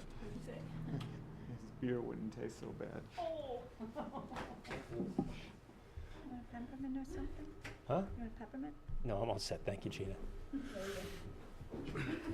Sorry, I don't have any of those in my purse. This is coffee. So, I believe my you. computer screen switched, but that's, there it goes. Look at that. All right. So, chapter 111. So, I apologize for the lateness of it all, but the further I got into the spreadsheet, the more and more issues I found, especially around the tax deeded properties, because we didn't have the information we needed, I felt, so. So in essence, what I've done is some of you might recall seeing the spreadsheet. We went through and we filtered. I put filters on for every property we thought potentially we'd want to include in a future version of Chapter 111. And that filter's turned on. And then, so every one of those potential properties, we dug into the deeds and easements and everything else on those properties to see if there was more information from what we thought about. So I added column G, this column here, to kind of to do a little bit more, dig a little bit deeper into what's going on. So column H was comments that I had previously. So I can see the colorization stops some of this from going through. So basically now in column G, we've got a little bit more data. The data I tried to get was, does the deed or any of the legal documents surrounding the property produce anything else that would be restrictions or something like that of some form? And I tried to note that. So if the deeds was a conservation easement and it said passive recreational use only, I put it there. If the deed said nothing, which quite a few of them did, it says, no restrictions in the deeds. So, and that way, well, the intent is stuff that's captured in deeds is enforceable, yes, but if it's in an ordinance, it's a lot easier for the police to enforce, because they can look at the ordinance and say, yeah, you violated this. Okay, now you're subject to court, it's a violation, you can get fined, blah, blah, blah. So, so now, what is it, 60 properties? I forget what the number was. I think it was 60, because the last one I couldn't Yeah. find anything on. It was about 60 properties that we said had potential, and, we've reviewed them all. It turns out the town, when they produced the spreadsheet, it had a place they call sales, which had the book and page for what you would think was the deed for the property, but what it really was is the last time something was done through the New Hampshire deeds on that property. So if there was an easement that went on the property after it was sold, the one that called out was an easement. Not necessarily the deed that said, here, now town, you own this, or now Conservation Commission, you own this. So you and I will have to go back and pull and get some deeds that we don't have, but what I did do is I did look at them all. I did locate all but I think 3 of them, or 2 of them. And some of them I've asked for help to get more data on. I asked the town to help me research and get the piece, because what I want is the piece of paper that says, we now own this. So that way I can start from there, as opposed to anything else that might have transpired on the property. So, some of our properties, the town has come to us and said, hey, can we have an easement here in order for us to do work on it? Well, that's nice, but that's not the document that gave it to us. So we have an example of that over by Bean Road Bridge. So there was a temporary easement put in place on top of that property so the town could do work on the bridge, but that wasn't the one that said we owned it. So there's a little more data I need to gather and dig up and get. And the other intent of doing all this data gathering was to have it somewhere, was to have electronic copies that we could have and get stored and not have to go digging through all this stuff again if we're taking all this effort. So that's kind of why Gina has been very diligent in pulling pieces of documents together, and she's done a tremendous job. So A lot of pieces of documents. yeah. So that and the library helped out a bit too. So They did. so Did an excellent a lot of good data was gathered. So, and then it was just a matter of churning through it. And when I thought, okay, if I spent 5 minutes on a property, 60 properties, 300 minutes. That's easy. 5 hours, I'll be all done. Yeah, no. Take that number and quadruple it. And we're not done yet. So that's where we are with finding information. But really, what we want to get to is do we want to do anything to protect these properties through an ordinance? So the really next step is to start classifying these properties, as opposed to having one property and a set of rules for it in the ordinance, another property, a set of rules. You'd end up with an ordinance that is 100 and something pages long, or at least 60 pages, 1 page for every property. So the thought, And that's gonna be equally as unenforceable. yeah, equally unenforceable. So what I was thinking and I think we all were thinking when we started this whole concept over a year ago now, was to take some of the properties and clump them up together and say, hey, these are the Greater Wood properties. What are the rules we want to enforce through an ordinance on the Greater Woods properties? And here's the Horse Hill one. Or here's all the properties that either abut or have Babusick Brook running through them. Do we want to do anything to protect the brook? You know, that might be a different set of rules than what we would have for a Horse Hill or Greater Woods, where we have established trails and all that stuff. You know, to protect the brook, we might find that the existing rules against wetland damage and trash and all that stuff are sufficient. There's enough in state law or whatever else that we don't need to do anything beyond, okay? So that's what we need to start getting to now. So what I wanted to do was blast this Excel spreadsheet out there. I also gave you all a copy of the plan. We're really getting to phase 2 now, classification. What I want to do is to start doing large groupings. Maybe we only have 5 groupings altogether that we might want to classify around. Or maybe it's 3 groupings. I haven't dug into it enough, but I kind of talked about a few.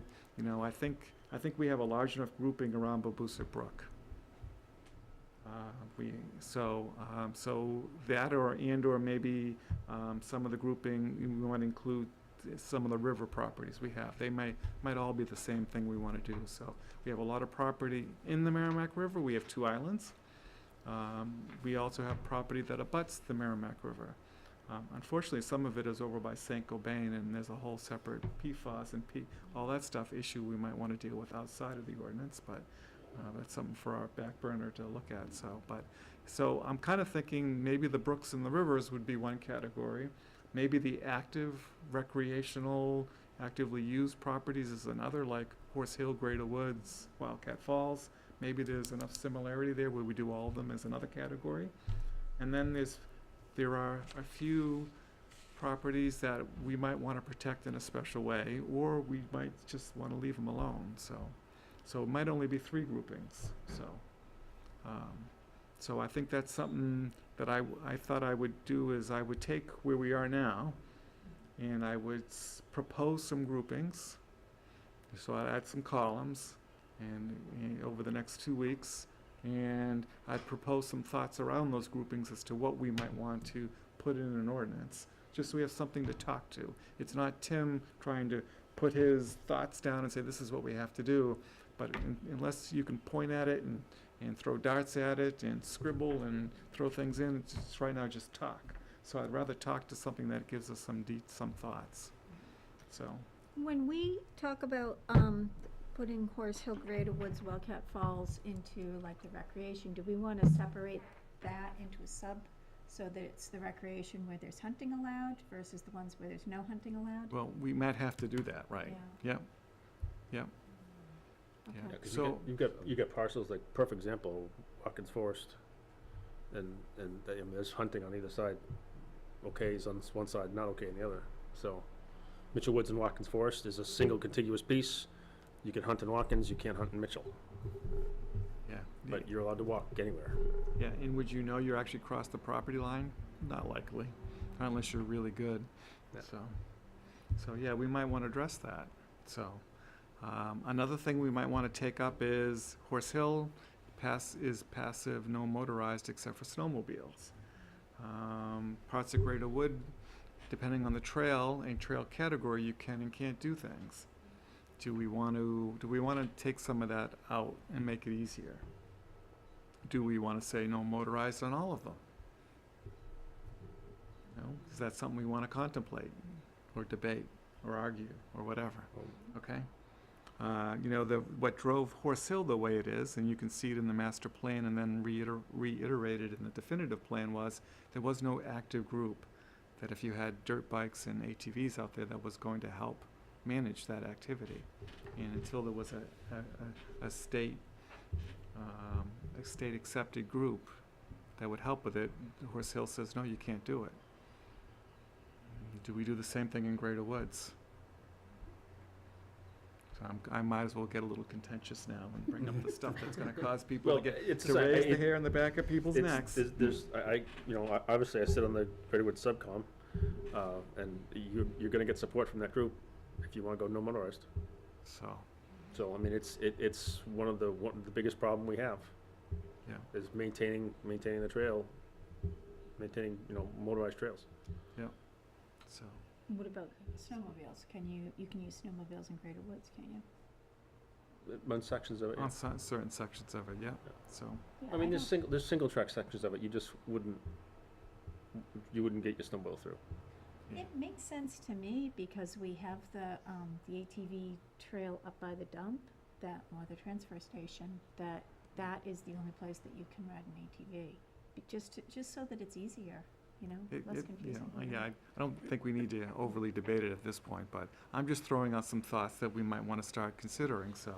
And I wanted to do it today because when we get down to doing it, I'd like to, all of you have had a chance to internalize it, think about it, in your own head, go through why you would or would not want to do it, so we can have a productive discussion. So, I bring that up because when we led the Horse Hill team through that whole process back in the early 2000s, we spent a lot of meeting time debating and going back and forth, and people shifting sides and going back and forth. And so that's why I'm exposing that issue itself right now. The other one was the other one mentioned was hunting, okay? Hunting is one of those things that gets people up in arms, so, we have to figure out. Pun intended. Yes. Yeah, right. So that's another one where, we may or may want to take a stand there. We may choose not to address it except for the properties where it's already been addressed. That's completely up to the body here, but start getting your head around where are you at when it comes to hunting? So. Because it's, our charge, we do have to strike a balance between recreation and conservation. Yeah. As a formal charge. Mhm. So, just because you don't like it doesn't mean it's not recreation for somebody else, it's it's dicey. So, Take into consideration the percentages of people that do one versus the other now, but as far as that, I think I would definitely like to see recreational trapping not be allowed on any of our properties. Is it allowed now? Well, they have to come before us and ask our permission, Okay. but Yeah. if we could post that it's not allowed, then if things are found illegally, like they are now, Okay. people aren't asked. I just think it would eliminate any question, mhm. and baiting. Okay. So could we change things like even hours? Like, Yep. How some properties have hours, some don't? It would Yep. make it a lot easier if they were all the same. We could do that. We could suggest it. Now, so to understand the process is we're gonna we'll suggest what we want to do.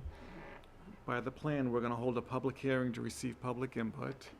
We might change what we suggest we want to do, and then it's gotta go to the town council. Well, it'll go through the town committees and boards, and not committees, the town manager and her departments, in case there's something we didn't consider. We'll ask for their input. But ultimately, the town council has to approve any change to the ordinance in any way. So that's where the buck will stop. And they have their own process of public hearings and all that too, so. So we're basically gonna make a strong suggestion, but So if we said, no, there's no hunting on any of our properties, the town council could come back and say, yes, there is. they could. They could. Could absolutely do that, and it's totally within their right and privilege. And all we can do is say, okay, we heard you, where would you like to do that? Right? So, yeah, and they are the governing body as well as the legislative body of the town. They hold both roles when it comes to legal matters, so. The only thing the town votes on in the town is the budget, so.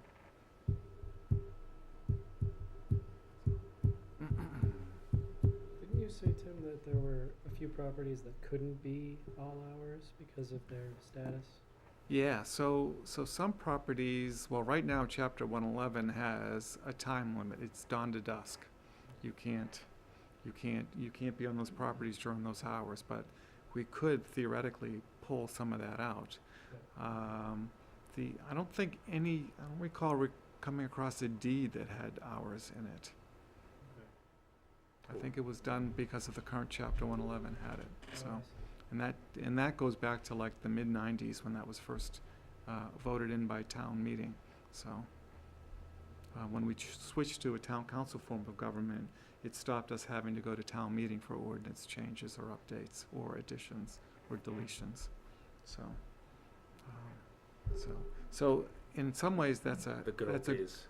yeah, well, with the town council form of government we have and the way we do that, it allows the town to be a little more dynamic and a little more just in time. So if an issue arises, the town council can follow their process, and in 2 months you can have an ordinance change, which allows, for things that come up. We didn't have e-bikes before, okay? We now have e-bikes, okay? Some of our deeds are very specific. It says no motorized bicycles in the deed. But, No yeah, so motorized that's bicycles. not something we could So, change. right, yeah. Because it's specific, so it's only if it didn't say something, If it didn't say something, right. then we could make a Yeah. decision. Okay. So, it doesn't say ATVs or it doesn't say dirt bikes. It says no motorized bicycles. I think it also goes on to say some of those others as well, but it was interesting that even years ago, people were thinking about the fact that someone might put a motor on a bicycle, Yeah. so, Yeah, Cover all the now we bases. put in motorized wheeled vehicles. yeah. Right, yeah, 'cause that Right. can, to try and be more general, to adapt. So, but with the town council form of government, you could adapt your ordinance very quickly if something else came along, where in the old form, we couldn't, you had to wait till the next year to do something, so. And so, that's a positive, we could have one town council that feels the way it feels now, and in 3 years, the town council membership could change, and you could change the ordinance, for what you might consider good or bad. So, and I'll leave it at that.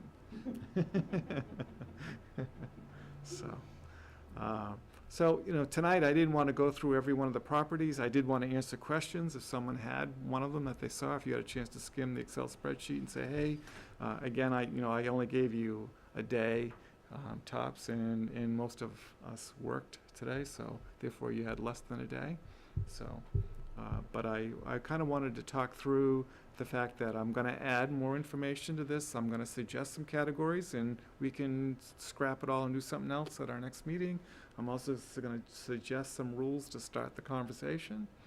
And in the meantime, I'll be working with Gina to see if we can pull some more of the data. At this point, I'm comfortable enough to think that even whatever we haven't got yet, it's not going to really change what we're doing here. So, and if it changes it a smidgen, then we'll adjust and deal with it. So, but I think we've got enough data here to go to that next phase and get it going. So, Do you have a couple properties that you can use as examples of what you want to do? Well, so- What you feel the category should be? yeah, so I think categories is kind of what I've just Yep. described now. Can we group the rivers and streams and brooks all in one? Can we group the large recreational properties all in one? Which may mean that we take hours away and we don't have hours restrictions, or maybe we put hours restrictions on all of them, or we have two versions of it. It's all we can do, so. There are some sensitive conservation properties on our list, but I'm not sure they're getting abused or disturbed, so do we really need to worry about putting something in an ordinance for them? Because technically, if you go driving through them, a wetland, that's a violation of the wetland rules. In fact, if you go to the FAQ on New Hampshire DES Wetland Bureau, they'll tell you that, okay? So if you crumple up your pack of cigarettes and throw it out there while you're trashing the place, and that's trash, you can get fined for littering, okay? In reality, if you don't pick up after your dog, you can be fined for not picking up after your dog anywhere in the town of Merrimack, yes. So we could ask the town to enforce the dog rules on our properties if we wanted to, and we wouldn't be changing this ordinance in any way at all possible. Of course, it's highly unlikely they're gonna send a police officer into the woods, making sure that everyone picked up after their dog. Okay, so having it on paper doesn't really change anything unless there's someone there to enforce it, you know? My wife, sometimes as we're driving, will yell, "He just ran a red light." I said, "I didn't see anything." And she said, "What do you mean?" I said, "If there wasn't an officer there to enforce it, did he really run the red light?" So I'm sure it turns into a lovely conversation in Of the car. course, Yeah. absolutely. Good plan.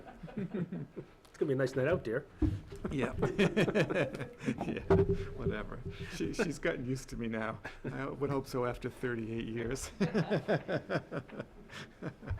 a meme I'm gonna send you. So, So if some of this, in practical terms, can't really be enforced, is the hope that if you pass an ordinance that, say, for example, says you can be fined, we're gonna be enforcing the dog waste picking up, Mm.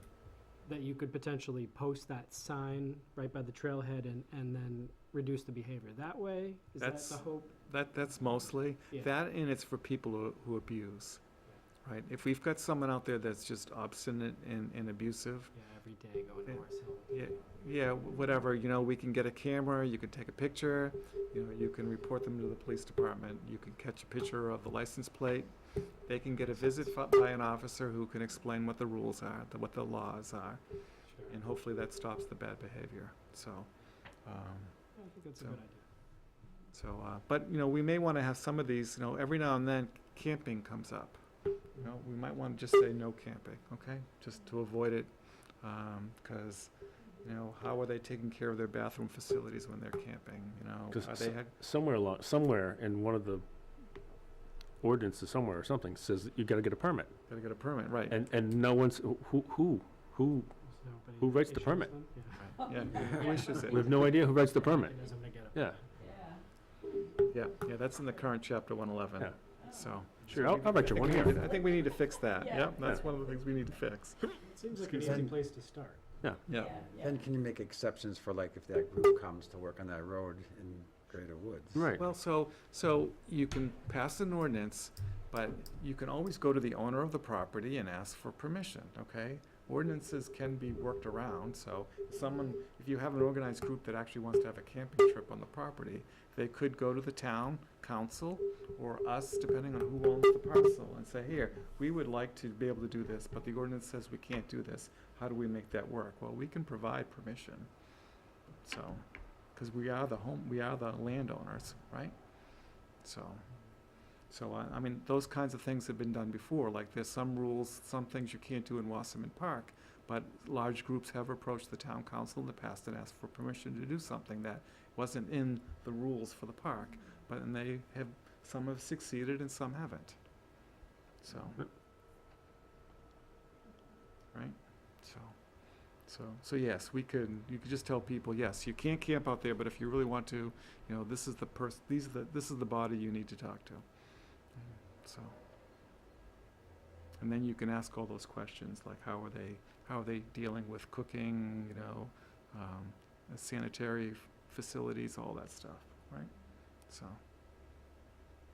yeah. Seems like you're just aiming to streamline a lot of these processes yeah. and Yeah. ideas. Yeah, so Consolidate things. where we run into the biggest problems right now is motorized vehicles, and that is by far the biggest area.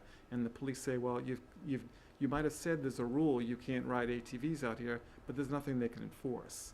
You know, Because we're just saying they can't do it. right. Oh. So if we have an ordinance that says no motorized vehicles, now they have something to enforce. So the first time they approach someone, they're gonna say, cut it out. It's not allowed, especially if that person wasn't abusing the trails in any way, they were just out riding, right? You know, there are a lot of people who think they're being responsible when they go do that recreation, and you're not realizing they're on a place that doesn't allow it, so, because they might have seen evidence of it in the past there, or whatever reason, so most of our officers are very nice about explaining what's going on here, please don't do it ever again. They capture the information, as long as they never go out there again, it's not a big deal. But if they were to get caught more than once doing it, okay, now you've been told, you know, they can potentially cite them for trespassing after they've been told, but if we could, if they were actually out there doing abusive stuff out there, and maybe not in a wetland, but just kind of tearing up the trails or doing whatever else, they could give them a violation right on the spot. So, and then and for people on motorized doing that, you actually could have your driver's license be impinged upon for violating a town ordinance on a dirt bike or an ATV. Yeah, it could be far-reaching to make a mistake like that. Yep. Or, I shouldn't say a mistake, to deliberately do something you're not supposed to do. So, and they all know that. When they get their permits for those vehicles, they know it can impact their driver's license and other things. So, at least they should have when they got the permit, if they had read the fine print, so. If not, it's a surprise. So yeah, we just want to stop the bad behavior and give the police an opportunity. So I didn't see us creating 5 pages of rules here. You know, I think we should target some of the bad behaviors we have, where we think they're bad behaviors, and then if we need to adjust, we can. The simpler the rules are, the easier they are to enforce and the easier they are for people to remember. So, Yeah. and quite honestly, as much as I would absolutely love to say, no hunting anywhere in Merrimack, it's unrealistic. And I think that people are used to hunting in certain places, but I do like Cindy's idea of saying, no trapping, period. No baiting, trapping. yeah. No trapping, no baiting, Yeah. and no ATVs. So no baiting for the terms of hunting? No baiting? No baiting in terms of hunting? Right. Because there's people that, Oh, there's fee. plenty of people that bait for pictures. Photography, right? Yeah. And he's looking at me. No, no, I'm just saying, but there's plenty of people that bait, I mean, you see, I see it regularly. On I our would agree, properties? I would agree that no baiting Yeah. should be for, you shouldn't be, getting wildlife used to that kind of. No, I understand, but you'll see people, extra mounds of bird seed or, On our properties? Yeah. Really? Yep. See, I mean, I can see that on somebody's personal property, but I can't, I personally could not see walking into Wildcat Falls and dumping a bunch of donuts. bird food. I was Yeah. thinking, Well, people dump donuts. People too. don't donuts. They go Dunkin' Donuts, 2 days later or whatever, they'll go with bags of donuts, and bears love them. isn't that for bears? pictures? Oh, yeah. Oh, to take pictures, They yeah, do that that for should not be pictures? allowed. Yeah, Yeah. why not? That shouldn't You want to be get bears to come out somewhere? Leave some Oh, they donuts. love that donuts. Yeah, but don't feed 'em donuts smell. crap, you know? Smell Feed 'em great. It crap carries food, Shouldn't be that though. shouldn't be honeydews to feeding 'em, smell period. everywhere. No, they shouldn't. Yeah, with the- Wow. Yeah, right, you could make them sick. Right, that's Yeah. what, yeah, that's what I Oh, mean, I- you're feeding I'm them just- crap food, I'm that's not- terrible. Yeah, I'm not saying I do it, I'm just saying I've We seen didn't it. know that, People do that. we didn't know people would do that. Yeah, out in the- out in the- absolutely. Yeah, not on our Ow. property. That shouldn't be Absolutely. allowed. I got baked Yeah. deers in my yew bushes in my front of my house. They eat those things in the winter. I thought those were poison. The deer eat them. They are the cows. I was gonna say, Yeah. The deer just, I catch them all the time. is it So- just the berries that are poison? Cause I got yelled at when I was little. So that's kind of where we're going with this. I want to Good. try and keep this thing moving, because And tell you focused. the middle, yes, the meeting itself too. That was a little rudderless discussion. Because come July, I'm not working on this, okay? Right? I'm not working on this in August, but if we can at least get a point to where we're, when fall comes back again and summer's over and all those fun things we do in the summer are done, then that would be great. But I do want to get a little bit further down the road, so if we could have another opportunity at our next meeting to take this to the next step. Okay. I think this is a wonderful path to bring Yeah. this to. Mhm. So now, I mean, with all of this, when we're all said and done, we're gonna have a lot of information on our properties. Yeah. And we'll have something to step back on in case we ever need to, right? So, Thank you guys for. And also doing new parcels, I mean, if we ever get new parcels, it's gonna be easier to add them into, group A, B, C, D, whatever. yeah. That's great. If we're consistent too, then we can have one sign made up that's pretty, consistent. No, Pretty this is long. this, Yeah. Yeah. Pretty long. Well, but again, I mean, the fewer the rules, the easier they Yep. are to Yeah, enforce and absolutely. for people Yeah. to follow, so. But they can be ordinances, it's spelled out. Right. there, it's- But, I think at some point we are gonna have to do something about the dog situation. The poop loop has been pretty terrible lately. Yeah, I was gonna actually bring that up and Yeah. Well, this is the worst time of year for it too. later on. Because now everyone all of a sudden is like, oh, it's nice out, I can go for a walk. Right. Yeah. Mhm. I don't understand the people that pick up after their dog but then leave the bag right there. Right, Yeah. yeah. It's the Right. weirdest thing. Yeah. We went through 99% of the effort. Yeah. Well, so I'll see people who will leave the bag thinking they're off in the woods, and on their way out, they'll just pick it back up again and take it to their car. But half the time they don't do it. Mhm. It happens in the neighborhood. You know, Right. you'll see a bag, it's like, oh, someone bagged it, but they forgot to come back for it. Mhm. Mhm. They just carry it. Yeah. So, well, that or they, and Oh, they send it yes. into the woods. And of course, if they're along the poop loop, until you get up past the brook, it's all wetlands through there, so they're throwing bags of poop into the wetlands, which, Plastic bags, plastic Yeah. bags, which right? which take a long time to disintegrate. Yeah. Mhm. So, yeah. And- That and they fed their dogs antibiotics potentially, or Yeah. epilepsy medicines, and Or all these other drugs, things yeah. they're dropping right into nature. Right. Right? So, yeah, or painkillers or whatever else they're throwing into nature Mhm. by throwing it in the wetlands, Mhm. so. Okay, I've seen somewhere, I think it was Mount Botanic or something, just in Massachusetts. They had a receptacle for dog waste right Yeah. there for you, and they provided bags. They tried to make it easy for people to do the right thing. Yeah. I would rather have some bite behind the bark and let people just do that automatically without providing things, but I guess Right. maybe it could be another option if you know it's happening. If you can't We did look into that, You did. particularly at Wildcat. They looked into it, and Good spot. it just was, it ends up, one, a maintenance item. Yeah. Because what do you do when the bags, the bags disappear? And the bags are expensive, because those bags are, biodegradable. So people can, Were you talking about a receptacle? Well, both, a both, dispensary, yeah.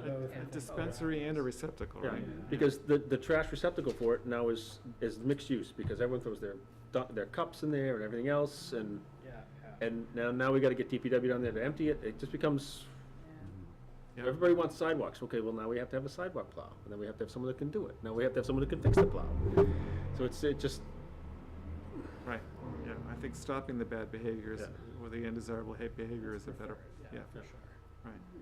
you know. Mhm. But you said now you could enforce now based on littering? Well, no, we have a dog ordinance that says I need to clean up after your animal. It's on the books right now. yeah, it's Right, it's but in I chapter didn't one think of that it. there was a, No, it's on chapter, it's in the dog ordinance. Oh, it's okay.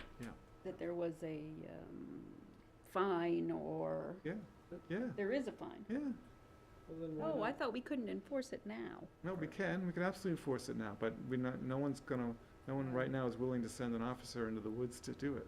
Right, but we could We could post potentially it. say that. Signage, We yeah. could put the sign up, it says, this is Signage a up. violation of ordinance, blah, blah, blah, New Hampshire, Merrimack Town Code, and all that stuff. Absolutely, Okay, yeah. you could be fined and we're Yeah, watching or absolutely. something. Could, yeah, you can be the bad guy on a sign, yeah, absolutely. Okay. I mean, if we could pinpoint one day when it's really bad, I'd go out there and stand there and say, I'll Well, take you know, pictures now. I think it's the first 20 yards of every trail we have. Right, yeah, Yeah. right, mhm. Can citizens say or do something? Like if you see somebody and they're doing this, can I walk up to I can just take a picture Well, or follow them out? Yeah, and- it depends on how comfortable you are approaching someone you don't know, Right. to tell them they just broke the law. Oh, Tim, you're looking at me. There's kinds of people are gonna look both ways before they do that. Yeah. Yeah, I mean, if you're comfortable doing that, you can absolutely do that. In fact, we could even print you a little sheet that says, here, look what you've done, that's wrong. Yep.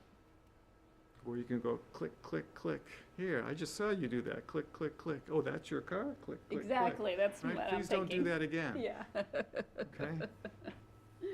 Just letting you know, some people go off the deep end. Yeah, And For your personal safety. these days, yeah. they could be packing. Or they could have a Rottweiler. Yep. You don't know what the heck you're getting yourself into now. Yeah. Yeah, that's- people are unpredictable these days. Well, I think this is great, but I mean, it doesn't seem like the kind of thing we're all gonna individually vote on. Are you gathering up general opinions on what we should aim for? Well, right now, I'm just telling you where I'm thinking I'm going, yes, and then, Well, hopefully, we're gonna come to a consensus yes, on them. yeah, right. Yeah. Hopefully, we'll all come together and say, yes, we agree with this, or we don't want to do that, or we'd like to add We- this or take that out. Our goal is to take this and pass it to the town council. You know, here's our suggestion for chapter 111. With strong arguments supporting No, why we And believe so that. Mike was not here in the Yeah. beginning of this, so. Oh, right. Yeah, so we obviously, we have all these parcels, and there's rules that are suggested, there's rules that are on 111, there's our rules as landowners, and so we're trying to come up with a set of rules that are enforceable for the police, because that's the one thing we can't do. We're all conservation commissioners, we have absolutely no enforcement ability. We write these policies and we say, okay, you can't do this, you know, Greater Woods, you can bike on this part and you can motorbike on this part. When we catch somebody, what can we do? Nothing. Call the police. Yeah. So, and the police get there and they're like, well, there's no ordinance. It's just you guys saying you didn't want motorcycles here. You know, how are we gonna enforce that? Yeah. So, this is gonna allow them to, I think it's great. So, I already have opinions on all this, shoot, you know. I'm happy to share. Yeah. Well, you'll No. be able to, you're more than welcome to put some of that out there now, but it's totally Yeah. up to you if you want to wait till we get into each one of them, so. I mean, I'm not gonna monopolize the meeting, so. If that's not what if that's not what we're doing now, then we'll move on. Okay. Boy, you're a lot I'm nicer I'm than me. also trying to keep things on task, that's all, by coming Yeah. back to it over and over again. And this was also a good way to, like you said, research the deeds, because sometimes we think things are in place, and then when you try to find it, you say, oh, it was never signed, or, Yeah. you know. So Good. so we're talking about Sklar property today. The town owns the other parcel, okay, which I found the right deed. It wasn't the one that, unfortunately, it wasn't the one that Gina went and got made and get great copies of. Oh, no. But when you look into it, it turns out there is, when the town took ownership of it, the grantor put a conservation easement over the first, I think, 15 feet off the riverbank. That it should remain open and accessible to the public and to them. And it should be available for a heritage trail and a bunch of other things that I had no idea that parcel along the Merrimack River has an easement on it. And we have no plot plan that shows it, it's just written in the deed. So, But isn't that within the floodplain? yeah, it's in the floodplain and all that. and if it's the first 15 feet of the bank, it probably changes. It probably, oh yeah, from year to year, it could Yeah. change. High water mark, low water mark, where is it? Yeah, right. I mean, it's hard it's to a walk on that. fluxing Yeah. easement, Would be the DW which is the highway. way to have it. So, That's the but way it to have it it, talks about actually. no building structures and all that stuff, which Yeah. in most of that land you wouldn't want to. There's a few high spots. Yeah. but, Hopefully it says no dumping. Yeah, right. Yeah, actually, so that's, we have to get a copy of that and that'll play into whatever we do on that property, Yeah, we should, essentially. so there probably already is a littering ordinance, right? Yeah, in general, right, you can't litter, yeah, yeah, But in general, you can't litter anywhere. right. That's what he was saying earlier, so there's already laws out there that we just don't need to rewrite into. Right, we don't have to add no littering on our properties because it's already there, right, so. What were some of the other groupings or categories? You said you had 5 and 9. Well, I was just throwing that out there. So there could be 5, there could be 3, there could be 8, I don't know. Really, I'm trying to keep it to like 3, you know, if at all possible, but we might find that this is a subcategory, so. The ones you gave us were brooks and rivers, the recreational properties, so, yeah, and then random properties to leave alone. were the Yeah, ones that I looked potentially, at. right, yeah, so, I like those buckets, Mhm. makes sense. yeah, yeah.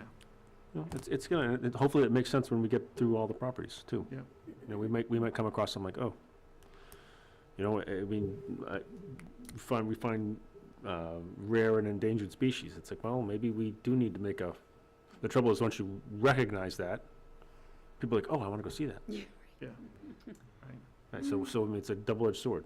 We just Right. need to be cognizant of that kind of stuff. yeah, so, and one more that comes to mind now is we own some properties around town wells. Do we want to restrict access around wells? Don't know, just want to throw that out there, Yeah. right? Or restrict certain activities around town wells, so, Yeah. Because there's a wellhead protection act already. yeah. It's 400 foot buffer. So- Yeah, we have to look at what's involved in that too, and that's something I don't have a copy of yet, so. Because we're gonna end up having, that's gonna be in Mitchell Woods. It's gonna be an issue right in Mitchell Woods.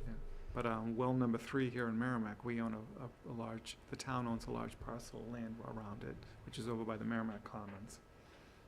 So do we wanna put some other restrictions on that parcel? Don't know. Something to think about, right? So, we own 2 islands out in the middle of the Merrimack River. I don't think there's anything special we wanna do out there, but I actually haven't been on them. Actually, I may have been on them, yeah. But now that I think about it, a while ago, so. Those hazy high school days. Yeah, no, a little more recently than that. Matt will have some opinion on those islands, I Yeah. think. Well, that's another, so yes, I'm sorry, now you bring it up, we actually own 3 or 4 Three, islands. yeah. This, Oh, Blueberry Island. yeah, and then we have Blueberry Island and Natticook Lake, yeah, so, Was there Blueberry Island in the Merrimack too? yeah. No, in the Merrimack, not, Oh, in the Merrimack, too, isn't, yeah. isn't that the one up? I think by the- that's, yeah, I think that's a former name of one of them, I think Yeah. it's changed, did you, Oh, yeah, I okay. have to look, but you're It's up by the right. rabbit habitat there. Yeah, yeah. So, Rabbit habitat? yeah, where they The wanna, s- the s- We have a bunny island? We have a horseshoe hare habitat. Do we really? We do. Wow, we're as cool as Japan now then. That's Bunny Island. It's not an island. though. It's the island's up near that area. We'll discuss that later. Okay. All right, so that's where we're at next. I'll put some more effort over the next few days, and we'll refine this a little bit more. You and I will probably have to get together and dig some more stuff out. I want to put all my thoughts in one spot, instead of hitting you with an email every other day. I'll try to get it all done at once, so. What you sent out is the full list, though. It's the full Yeah, 'cause list, I yeah. only started going through I only Yeah. started looking to the top of it, so. Yeah. Oh, okay. Yeah, so, yeah, it's the full list if you turn the filter off. Okay. So if you go here and you turn on no, you'll get the whole Okay. list. Okay. So you've made changes to my files then? So at some point, if you can put them on a thumb drive and give them back to me so I can put them on my computer so I can work Yeah, from so, there. yes, I'll get you Okay. something that you can work, yeah, so. Because I don't want to make any changes at this point until we're both working on the same document. Yeah. Is there a way to set up like a share file that you and I can? Sure, we could Dropbox it or something like that. Google Docs or something. Google Docs, yeah, there's a number of different ways to do it. All right. At some point, we'll discuss that, because when we do discuss that, I'll probably need one of the Jerrys with me to teach me how to do it. Yeah.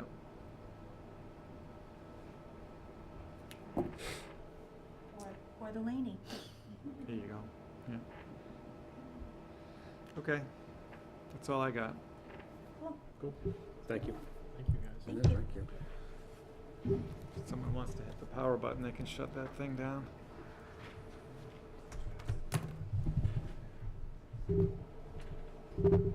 Probably have to hit it twice. You have to do it twice.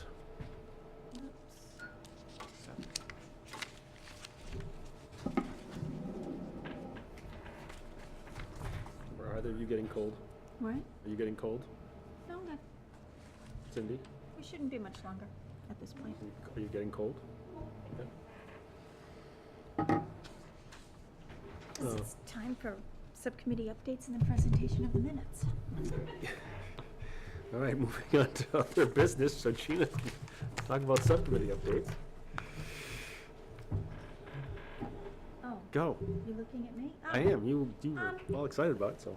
No, I don't really have anything, Oh, yeah, except for the you dug in the wild- dirt. Well, the bee proposal isn't really a subcommittee update, because that wasn't really a subcommittee, but If it's under, I can talk about that. if it's under other business. Oh, under bid, okay. So a group of us went out and we cleared approximately 250 square feet. And Tim was driving the rototiller, so he did a lot of the work there. And so we have, I have the seeds at home, and Carol Figueroa is gonna come out with me this week. We're gonna plant the seeds and tamp them down. You don't like rake them in, you press them down. And we'll keep it watered, and we should be getting some sprouts pretty soon. We'll only get annual flower blooms this year. We won't get perennial flower blooms till next year, so. we are on our way. So, Cool. This will be a good experiment. This will be interesting. Yep, and then whatever seeds I have left over, we saw that little, when we went on the vernal pool walk, we saw in Greater Woods, they have where the middle school had a little wildflower thing, so I might just kind of throw some seeds in there after. It's kind of fenced off, so if I throw seeds, then maybe they'll grow. Would you like the biology teacher to be involved? Is she still there? Did she retire? I'm sure there's someone there now. You know what, I can call, because I volunteered in the library there for 10 years, so I'll call Okay. the librarian Yeah. and ask her if she can. Because they might want to take a group out there and do that. And I don't think that fence has been there for a while. I don't think there's really any need really for it to be there any more than the fact that they were trying to keep animals out of it from browsing on the whatever they grew. Yeah, the seeds that I have are not, they're not something deers like that much, so. Yeah, 'cause that'd be a great thing right up along there. That whole area behind the back of the ball field and the Yeah. wood thing. That's all just. It's very shady there is the only problem. Is it? The seed, Yeah. The seed that I have is more sun. I did buy some for myself that's partial shade, so, and I'm not gonna need, because I don't know what I was thinking. I bought a 1/4 pound of seeds for myself. Wow. And then, of course, there's my husband going, none of that better be invasive, and I'm like, oh, I just bought mixed seeds for myself, because I figure I'm just gonna plant them wherever, so, we'll see. You had a great turnout. I had an excellent turnout. I was Yeah. very proud of our team. We did good. And, you know, I was happy Rosemary brought those tools, because Yeah. that would have been, we finished in 90 minutes, Yeah. which I thought was pretty good. But without that rototiller, Right, yeah, That because would my take- tiller didn't work. I couldn't get it. The ignition system's bad on it, so, no spark. so What, thank you to all the volunteers who came out. That was stupendous. I did put a picture up on the Positive Facebook page with our group in it.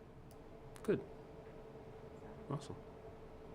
It was excellent. So, yeah, I mean, the thing with wildflowers is they should be very low maintenance, except for having somebody go and mow mow the area in the fall. And that's more just to scatter the seeds so that they'll grow again. So we'll see. So they'll kind of reroot, hopefully, and not the invasive, but perennials they'll will start to. reroot. Yeah. The annuals, a lot of them, the reason I picked Cosmos is because the seeds will fall. Finches love the Cosmos seeds, so they're the cutest things. So they land on the Cosmos and they're so light, they just kind of, and they eat the seeds, but then seeds fall, and then they should bloom the following year. So even though Cosmos are annuals, they will reseed themselves. And the perennials, they kind of have the roots and the seeds, so you're going both ways. So those should come back. And I also ended up doing, because you gave me a little extra money that I was looking for, so I did the Blazing Stars. So Blazing Stars are good. They're like the purple, spiky flowers, and bees love them, because I have some of those in my garden too. Bees adore those. So the bumblebees, the big fat fluffy bumblebees like those. So those will come back, because those have seeds and they just kind of fall. So. Okay, good. But it'll be a very interesting experiment. I'm hoping that it works well and we can do this in some of our other. So we would be able to do that at Wasserman, wouldn't we? Yeah, We don't have anything at Wasserman that says we can't do that. Plant I don't think so. Okay. A lot of shade, though. A lot of shade in Wasserman, yeah. We have to pick the right But I spot. can get seeds that are specific to shade. Yep. So it's just a matter of, I mean, the things that I look for when I look at seeds are sun or shade, what type of soil, do deer want to eat them, and are they invasive? So- That's the most important thing. I'm thinking of Greater Woods. We got 2 wildlife openings, but it's sandy, sun Okay. would be the would be the criteria for those. Both Well, what one I'm planting open one. would do well there, because the stuff that I'm planting now, they don't like fussy soil. They just like, well-drained, sandy soil. And they like to be left alone, so, That's wildlife opening 1 and 2. yeah. It's well drained, sandy, well drained soil. No, they are not mountain bike resistant. However, I'm hoping that people on mountain bikes will, if you plant an area, they'll stay out of them. Okay. Keep you posted on that. Sydney? Yep, so we, Horse Hill had a meeting a week ago. And, we talked about the bridge repairs and saw some nice pictures, which we all know about since we funded it. But they did a really good job. But in conjunction, talking about the bridge repairs, it came up that a lot of our posts, are probably gonna be need to be replaced soon. So the question was asked whether we have a budget or if we want to come up with a budget for Horse Hill, you know, and then the subcommittee could prioritize things. I mean, I know we don't have an official budget, you know, Right. but is that something that we want to discuss? So no, we don't have a budget. I mean, I know we have, that, Right. they asked too about if Right. MCC, and I said, well, we have a small line item in the budget, I couldn't remember what was in there, something like our dues, right, are Right. in there. Training and It's in dues. the stuff, town yeah. budget, it's Right. very small, but, I mean, you can always usually propose something and it comes and it gets approved. Right, that's what I'm saying. I'm not sure, you know, we don't do anything in any of the mhm, properties regularly enough to, I don't think, need to maintain a budget. right. If they want to replace posts, I mean, mhm, that's usually, we kind of do that by a project. okay. Right. And if they can scope the entire project, they can do it over a 12-month period if that's easier, right? Mm, It's not like you have to get reimbursed for the whole thing all at once, oh, right. right? Mhm, mhm, So we can allocate the funds and then they can spend it as needed. You know what I mean? mhm. Yeah. But it would be nice to know what the scope of the project is in general before we do something like that. As opposed to saying, well, just keep spending. Right, yeah, Right. mhm, okay. Yeah, like in the, I don't know when, we're planning to do a walk at some point to kind of look at everything, you know, any other bridges or anything that needs repair, the posts, so we can get a good idea of what we see upcoming. So the committee might want to create a capital plan, for lack of a better way of phrasing it, Mhm, where they look at all the infrastructure items and say, okay, in the next year, we want to do these three. We think these bridges will last 5 more years, so we won't have to touch them till then, and then start getting an idea of what those costs are. And if we approve a capital plan and they follow the plan, then, you know, that's another way to not have to keep coming back to the, you know, to the feed asking for more money. We can just allocate per plan and then say, go for it. And if it takes you 3 years to do a 2-year plan, okay, right? mm, okay, that's good. It's another way of looking Yeah. at it, right? Mhm, mhm. Thank you. So as I mentioned, dog waste is still an issue, so, very bad issue, but Mm-hmm. like you said, if we can maybe creatively come up with a sign that to get people's attention. What if we just let people know that if dog waste continues to be an issue, then we won't be able to allow dogs to be in the parks anymore? Mhm. And you said that is a town ordinance. Yeah. Yes. That ordinance Yeah. could be posted. We have an ordinance around controlling your dog. I won't call it a leash law because we don't have technically a leash law, but we have one ordinance that tells you have to keep control of your dog and explains what that means. Mhm. And then we have another one that says you have to clean up after your animal. So that ordinance could be posted. Mhm. Absolutely. Mhm. Yeah. Yeah, that's true. At least the ordinance number. Right. There's no need, you can post the whole, you don't have to post the whole ordinance, because no one's gonna stop and read that whole thing. Yeah. Right. You know, but per ordinance, blah, blah, you know, For town ordinance, you must clean up after you must your clean animal. up after your animal. And take it with you. It's you know, it's complete cleanup. It's not just shoo it off to the side of the trail. Right. Right. And remove it, yeah. Yeah. But if people were doing that, it wouldn't be an issue. Fine information. Yeah. Yeah, exactly. If, finable up to whatever the value is. Okay. Yeah. It's useful at every property, frankly. Right, that's true, yeah, because we, like I said, we have issues that, Standard sign, really. Right. Yep. Standard sign. We could put it at all the kiosks and trailheads or whatever. And every year, more and more people are using our properties, and you can see it happening mhm. Absolutely. year over year. Should see that Horse Hill parking lot these days. You wouldn't know we made it bigger. Yeah. I know. I don't think we need to publicize any more if it's in Morse Hill. Is it worthwhile, I know we talked about how Facebook was pretty useless for, the Ronald Pool party, but, is it worthwhile for me to put they have these new things that are like conversation starter. Is it worthwhile to put a conversation starter on the Positive Forum to say, you know, we're having a problem with dog waste, you know, suggestions? What do you people think that we should do on the Merrimack Conservation Commission properties to encourage people to clean up after their dogs? What are your suggestions? If you wanna get that input, I'm happy to hear it.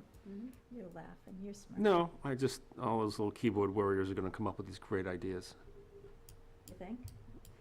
Useless, all kinds of useless stuff. ideas, or? Well, I know, you can try it. I just, you know, that's a great saying, opinions.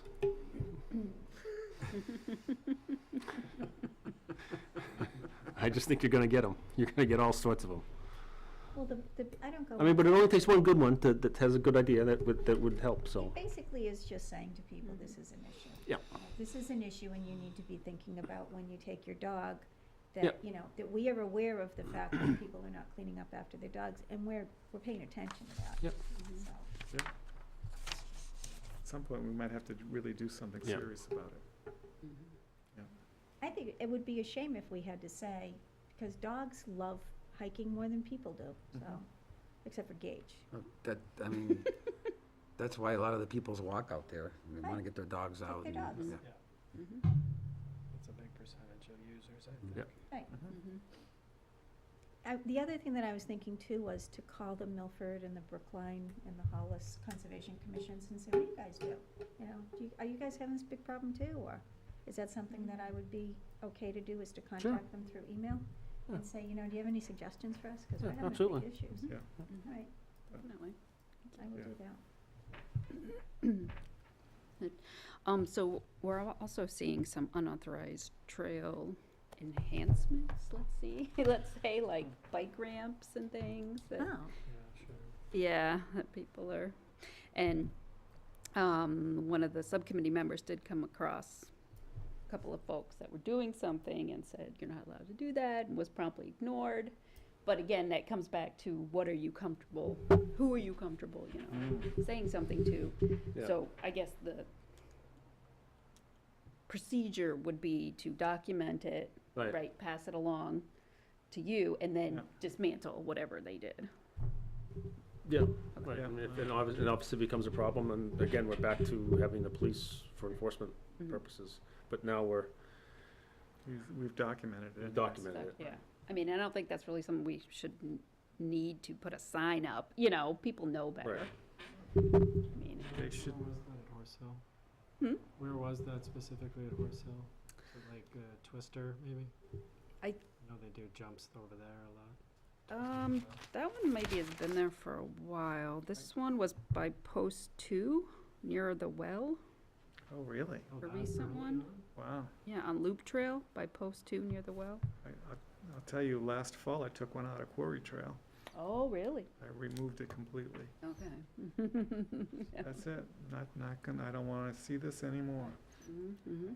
Carried it at least 100 yards out into the woods and took it apart. Oh, and covered it all up and left it. It's kind of a seesaw at Wasserman. Yes. Willie's. Yeah, Willie's has one too, yeah. Oh, really? Yeah, I know. Yeah. Willie's, what's Willie? Willie's, There's an old The Willie's Jeep, Trail. there's an old Jeep in the Oh. woods. yeah, there's an old Willie's Jeep out there. They call it Willie's Trail. Oh, no, I didn't know that either. Yeah, that one keeps coming back. That struck me by surprise. I wasn't expecting to Yeah. come across that. Yeah, yeah. I think that was it. Yep. Okay. But obviously for something like that, we don't want people to call the police, right? Not that they would show up anyway, Yeah, they won't show up for that, but, so. If you see a deer stand or something like that, or whatever else on the trail, you should say something, right, okay. right? So, No, Greater Woods, I don't think, our next meeting's not until, I think, the 14th. if we have the date right, I think it's coming up, 14th. And, so we haven't met for a little while. We've got a subgroup, we're working on the, modifications to the stewardship plan. So it's gonna be, more just updating, not really any changes to it, just updating it to what's relevant to what the property that's out there now, and the to-do lists and project lists are up to date, so. But beyond that, when we had the vernal pool walk this last weekend, That's fun. we had actually quite a bit of advertising go out, but it rained right up until Saturday morning, so I think that kept a lot of people away. But nonetheless, we went out. There's probably, I don't know, about a dozen of us, I guess, went out, and kind of an odd spring going on. So some of the stuff that we normally would see, we didn't see because the pools are pretty deep right now. We've had so much rain. They're not really pools right now. They're ponds, small ponds. So, but it was successful nonetheless. Had a lot of good questions. So Gina had a lot of good pictures. So it was 2 hours, I think, well spent. So I'm gonna post the books, the ISBN. I gotta get that up there on the website for us. So that's it for that. Other business with seedlings. Seedlings are all Courier Orchard. and ready to go. It's Saturday, right? Yep. It's Saturday from 9 to 1. What time do you want us there? Yeah, 9 to 1? yeah, 8:30 8:30? for preparation. Mm-hmm. He said he would be there. Jeff. Jeff. Yeah. Jeff Courier. Yeah. I do not have buckets. He usually has some in the back. He usually provides some, but I was trying to bring some, but Yeah. my buckets are all full right now with stuff. 5-gallon buckets? Yes, just those 5-gallon white pails, we put a little bit of water in them and stick the seedlings in there. Not all of them at once, because then they tend to really go. Oh, is that his? Yeah, and Kinda you gotta just- make sure to take Yeah, keep them in the the, string Take the off. string off. Do we want to limit it all, or? We've always just kind of guilted people in their nice, good, you sure you're gonna plant all those today? Yeah. Type of thing, Okay, when people are being a little overzealous, okay. so. And do we have like pictures of what they're gonna look like? I thought you said that. No, Cindy did a good job of putting together the list of, So you have the list, okay. she's got the list. I could try and print some of them, you can't really find good pictures or, I was going on that website that you gave me before. I think Yeah, there's a couple websites that grab stuff on, Yeah, you have to kind of look. I could Look print around. out some of those. And the big bags are Pages. amazing. The Pussy Willows are all in one bag. Yeah, the songbird mix and the Those- native mix, they're individually wrapped in each bag. So Oh, on the tag, it's gonna say like, yellow and black. When you pull them out, there's gonna be one wrapped with yellow and black tape. So you gotta keep track of what's what. Which one's which? Yeah. Yeah, I didn't pull anything out, I just opened them up Yeah. to water 'em. And I Do can, we need pens or something? I'm sorry. So I'm gonna leave all this stuff with they Steve. do, Yeah, I'll probably might be able to get some buckets. they do label sometimes, like labels. Yeah, so what Steve has there is the little paper labels. Okay. And I sent, just before the meeting, I sent out the, I'll explain that in a moment. Little paper labels, so the little key sheet, I sent out the key sheets. I'm not gonna have time to print them out and cut them up this year. I'm leaving I can Thursday. do Wait, I could do it. That's just a list of the conservation properties that, should I bring some tape? so and there's tape in the bag. Okay. And, I can cut stuff up too. yeah, so I sent out the key sheets. Usually I print out about 250 of them. And there's 4 on each sheet. You have to just cut them in squares. And it just lists 1 through, Mhm.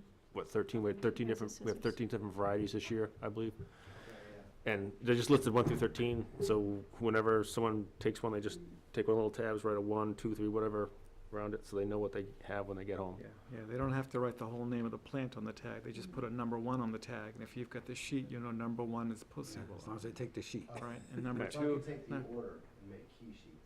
I sent it out. I sent the key sheet out. Yeah. Oh, you did? So it's in your email. Okay. I'm not, I I'll do it. tried to get some prints today and I just didn't get them. So you'll get the key sheets Yeah. ready? I'll bring the key You'll see in sheets. your email, ask Sharon to see if she could just print them out. Oh, At least okay. she might be able to just print them out and then we can just, someone can just Oh, cut yeah, them. can pick them up. I'll and just, then I'll bring 2 pairs of scissors, so we Yeah. can, when we're there, we can just cut if we need to. Oh, okay. I mean, I'll try probably do it before that, but. Alright. Yeah. And Jeff, Get a paper cutter. Curry's always supplied the bags. I did not directly speak to Jeff about it this year, but every time we try to offer money to buy bags, they just look at us and laugh and say, no, Yeah. we're fine. So, but we may want to just double check with him that he's gonna supply bags, so. Didn't we have like a sign or something that we put out up by the street Oh, that that's, says yeah. Sealing giveaway this? Yeah, I've kind of done that the last couple of years, but I can do that again. Okay. Create Are a you coming? seedling. Yeah, Oh, cool. yeah, I have to leave by noontime though. That's okay. Thanks.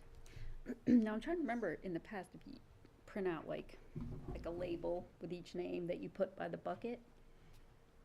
Trying to remember what you did before. Yeah, we had done that. Okay. We just wrote it on tape. We just put tape. Oh, okay. And the masking tape and wrote it Yeah. on there. Okay. Yeah. Yeah, because it obviously We will could, get but, wet, yeah, a piece of paper, whatever. but, okay. Yeah, but it'll get wet. Yeah, Ideally, we would want 13 buckets. Is that right? yeah. We don't have to keep the songbird mixed ones all together. We No. can separate No, them. Oh. I separate them all out, so there's Yeah. individual everything in every bucket, Mhm. Yeah. and make people walk around a little bit. Because it helps, they're gonna walk around, and look at the stuff in the orchard too. So, Mhm. How many buckets do you have? I don't know. I know I don't have 13. No, but I if, might if have Jeff 2. has some, well, I could pick up a few too. I was thinking of leaving a couple of buckets up by the garden to collect rainwater. Is that like a bad idea? no, So if I bought a couple of buckets, I know Market Basket has buckets there. So I could buy a few and just leave them up there after we're done with this. Collect rainwater and use it to water the plants? Okay. is it gonna be, just, they catch wind and they blow around, so That's just, what I worry you may wanna about. just be able to stake them down so they kinda don't blow around, All right, don't blow away. but- okay. Yeah, people get there early. Yeah. Yeah. Yes, they do. Yeah, at 8:30, there'll be people lining up even though it doesn't start till 9. Yeah. All right, Yeah. so I'll get there a little bit Get there earlier. before Yeah. at 8. Free stuff, man. Woo-wee. I'll get there at 8. Yeah, at 8. Do we usually have enough to get through the whole 4-hour period? Or? Yeah, It's some items, yes, some We'll go items no. quicker, yeah. right, some will go quick, some won't. Pussy willows go really fast. Mhm. Are you gonna be there for the whole thing? If you wouldn't mind, when you're done, just write down, just take one of the key sheets and write down how many's left of each. Okay. Because I just use that to say, look, this went well, this didn't go well, and that's how we've been kind of paring down the items that seem to be big sellers versus ones that aren't. We got rid of pretty much everything last year. Button bushes. We had button bush because we ended up with 2 orders of it because they didn't have raisin. They had to substitute our order of raisin, so. But even then, we had like, what, 15, 20 of them, something like that. There wasn't many of them. Out of 400 plants, there was. Yeah. it What was do we like end that. up doing with those? We plant them somewhere? We gave some to,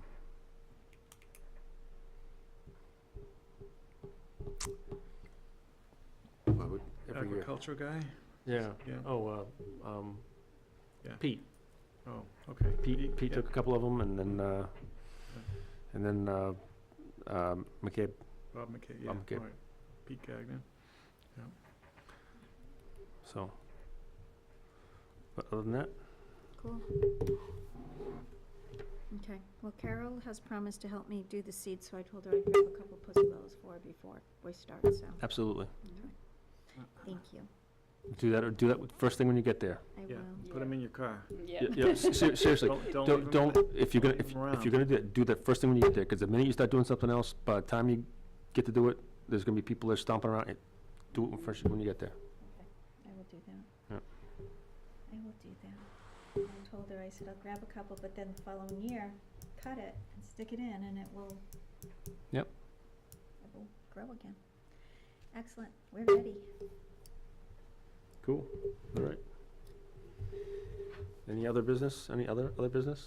Oh, the only other thing I was gonna say is, I did go with the pollinator thing, in Nashua, at the public library, Grow Nashua had a discussion for planting pollinator gardens, so I went to that like 2 Wednesdays ago, which was interesting. Grow Nashua was kind of a cool group.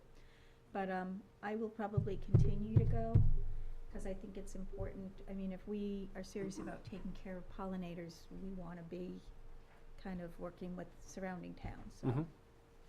I will continue to do that. Great, thank you. Is that it?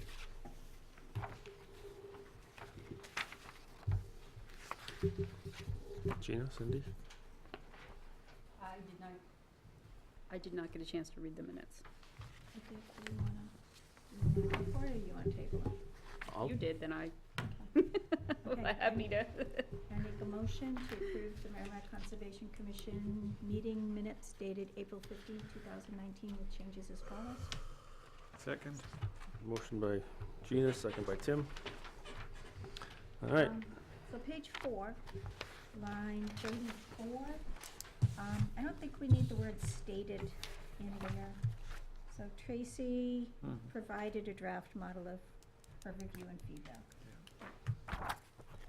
On page 5, line 37, the word took should actually be tool.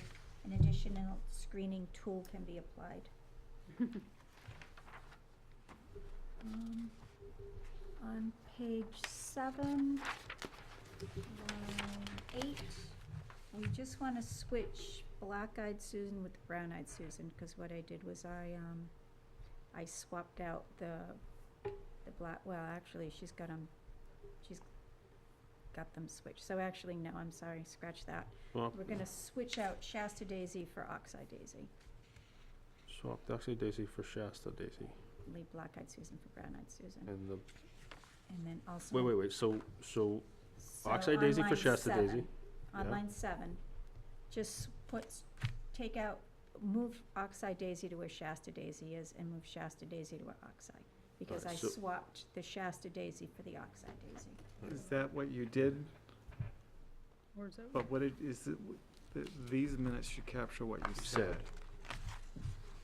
Okay, then maybe she heard me, maybe I said the wrong thing then, Oh, okay, all okay? right. Well, Right. I Well, think, I think that you did it, I think you did say it, because down here, here's the list of, I was gonna switch number 15 too.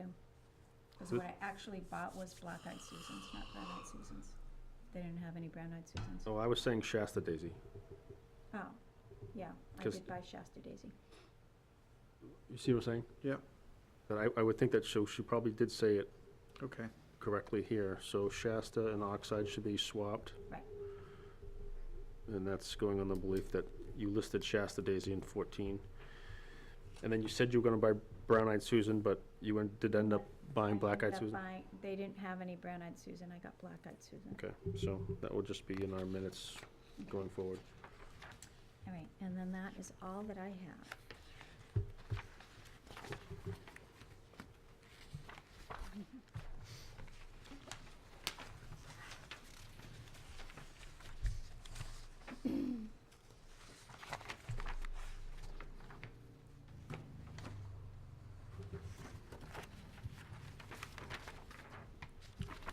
All right, any other comments and questions on the minutes? All those in favor? All right, passes 700. Abstain. Oh, Mike's abstained, 701. 601. 601. Sorry, I'm on cough medicine. I'm missing, running a couple cylinders short here. Okay, no more public comment. I think everyone's left the building. Do we have any commissioner comments? Cindy? Nope. Tim? All set. Stephen? Why are you doing gutter repair at your house after this? So, here, toss it. Just toss it. It's not gonna hit anybody. All right, so this is a regular piece of gutter. We are supplying everyone with bare root seedlings. So part of bare root seedlings, they come, the roots are literally, some distance long. you shouldn't dig a little hole this big and wrap the roots in it and stuff them in there. They're not gonna grow, they're gonna die. They need to leave the roots long.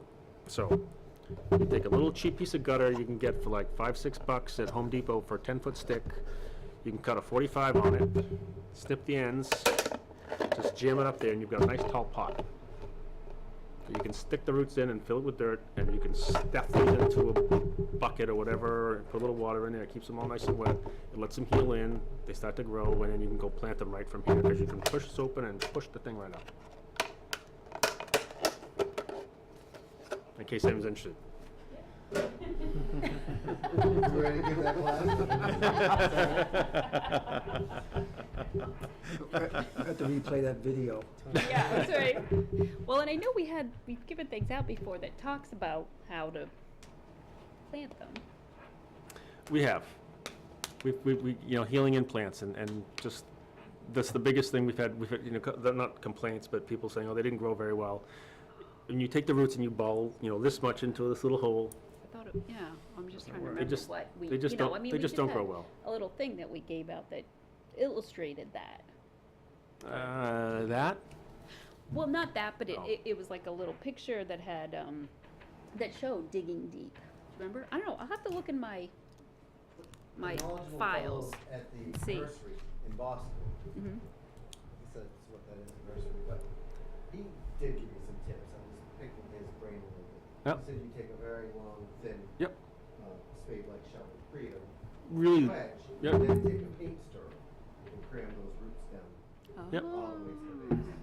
Okay. If And you- then he said, really pack it in there. He said, what you don't want is air to get out because it'll dry out. Yep.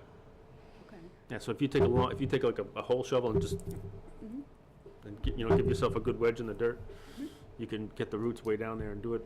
But if you're not planting these right away, if you're gonna leave them, because people come and take 8, 10, and then they gotta plant them, and they plant one over here, and they plant one over here, and they realize in 2 weeks now that they gotta go water over here and over, and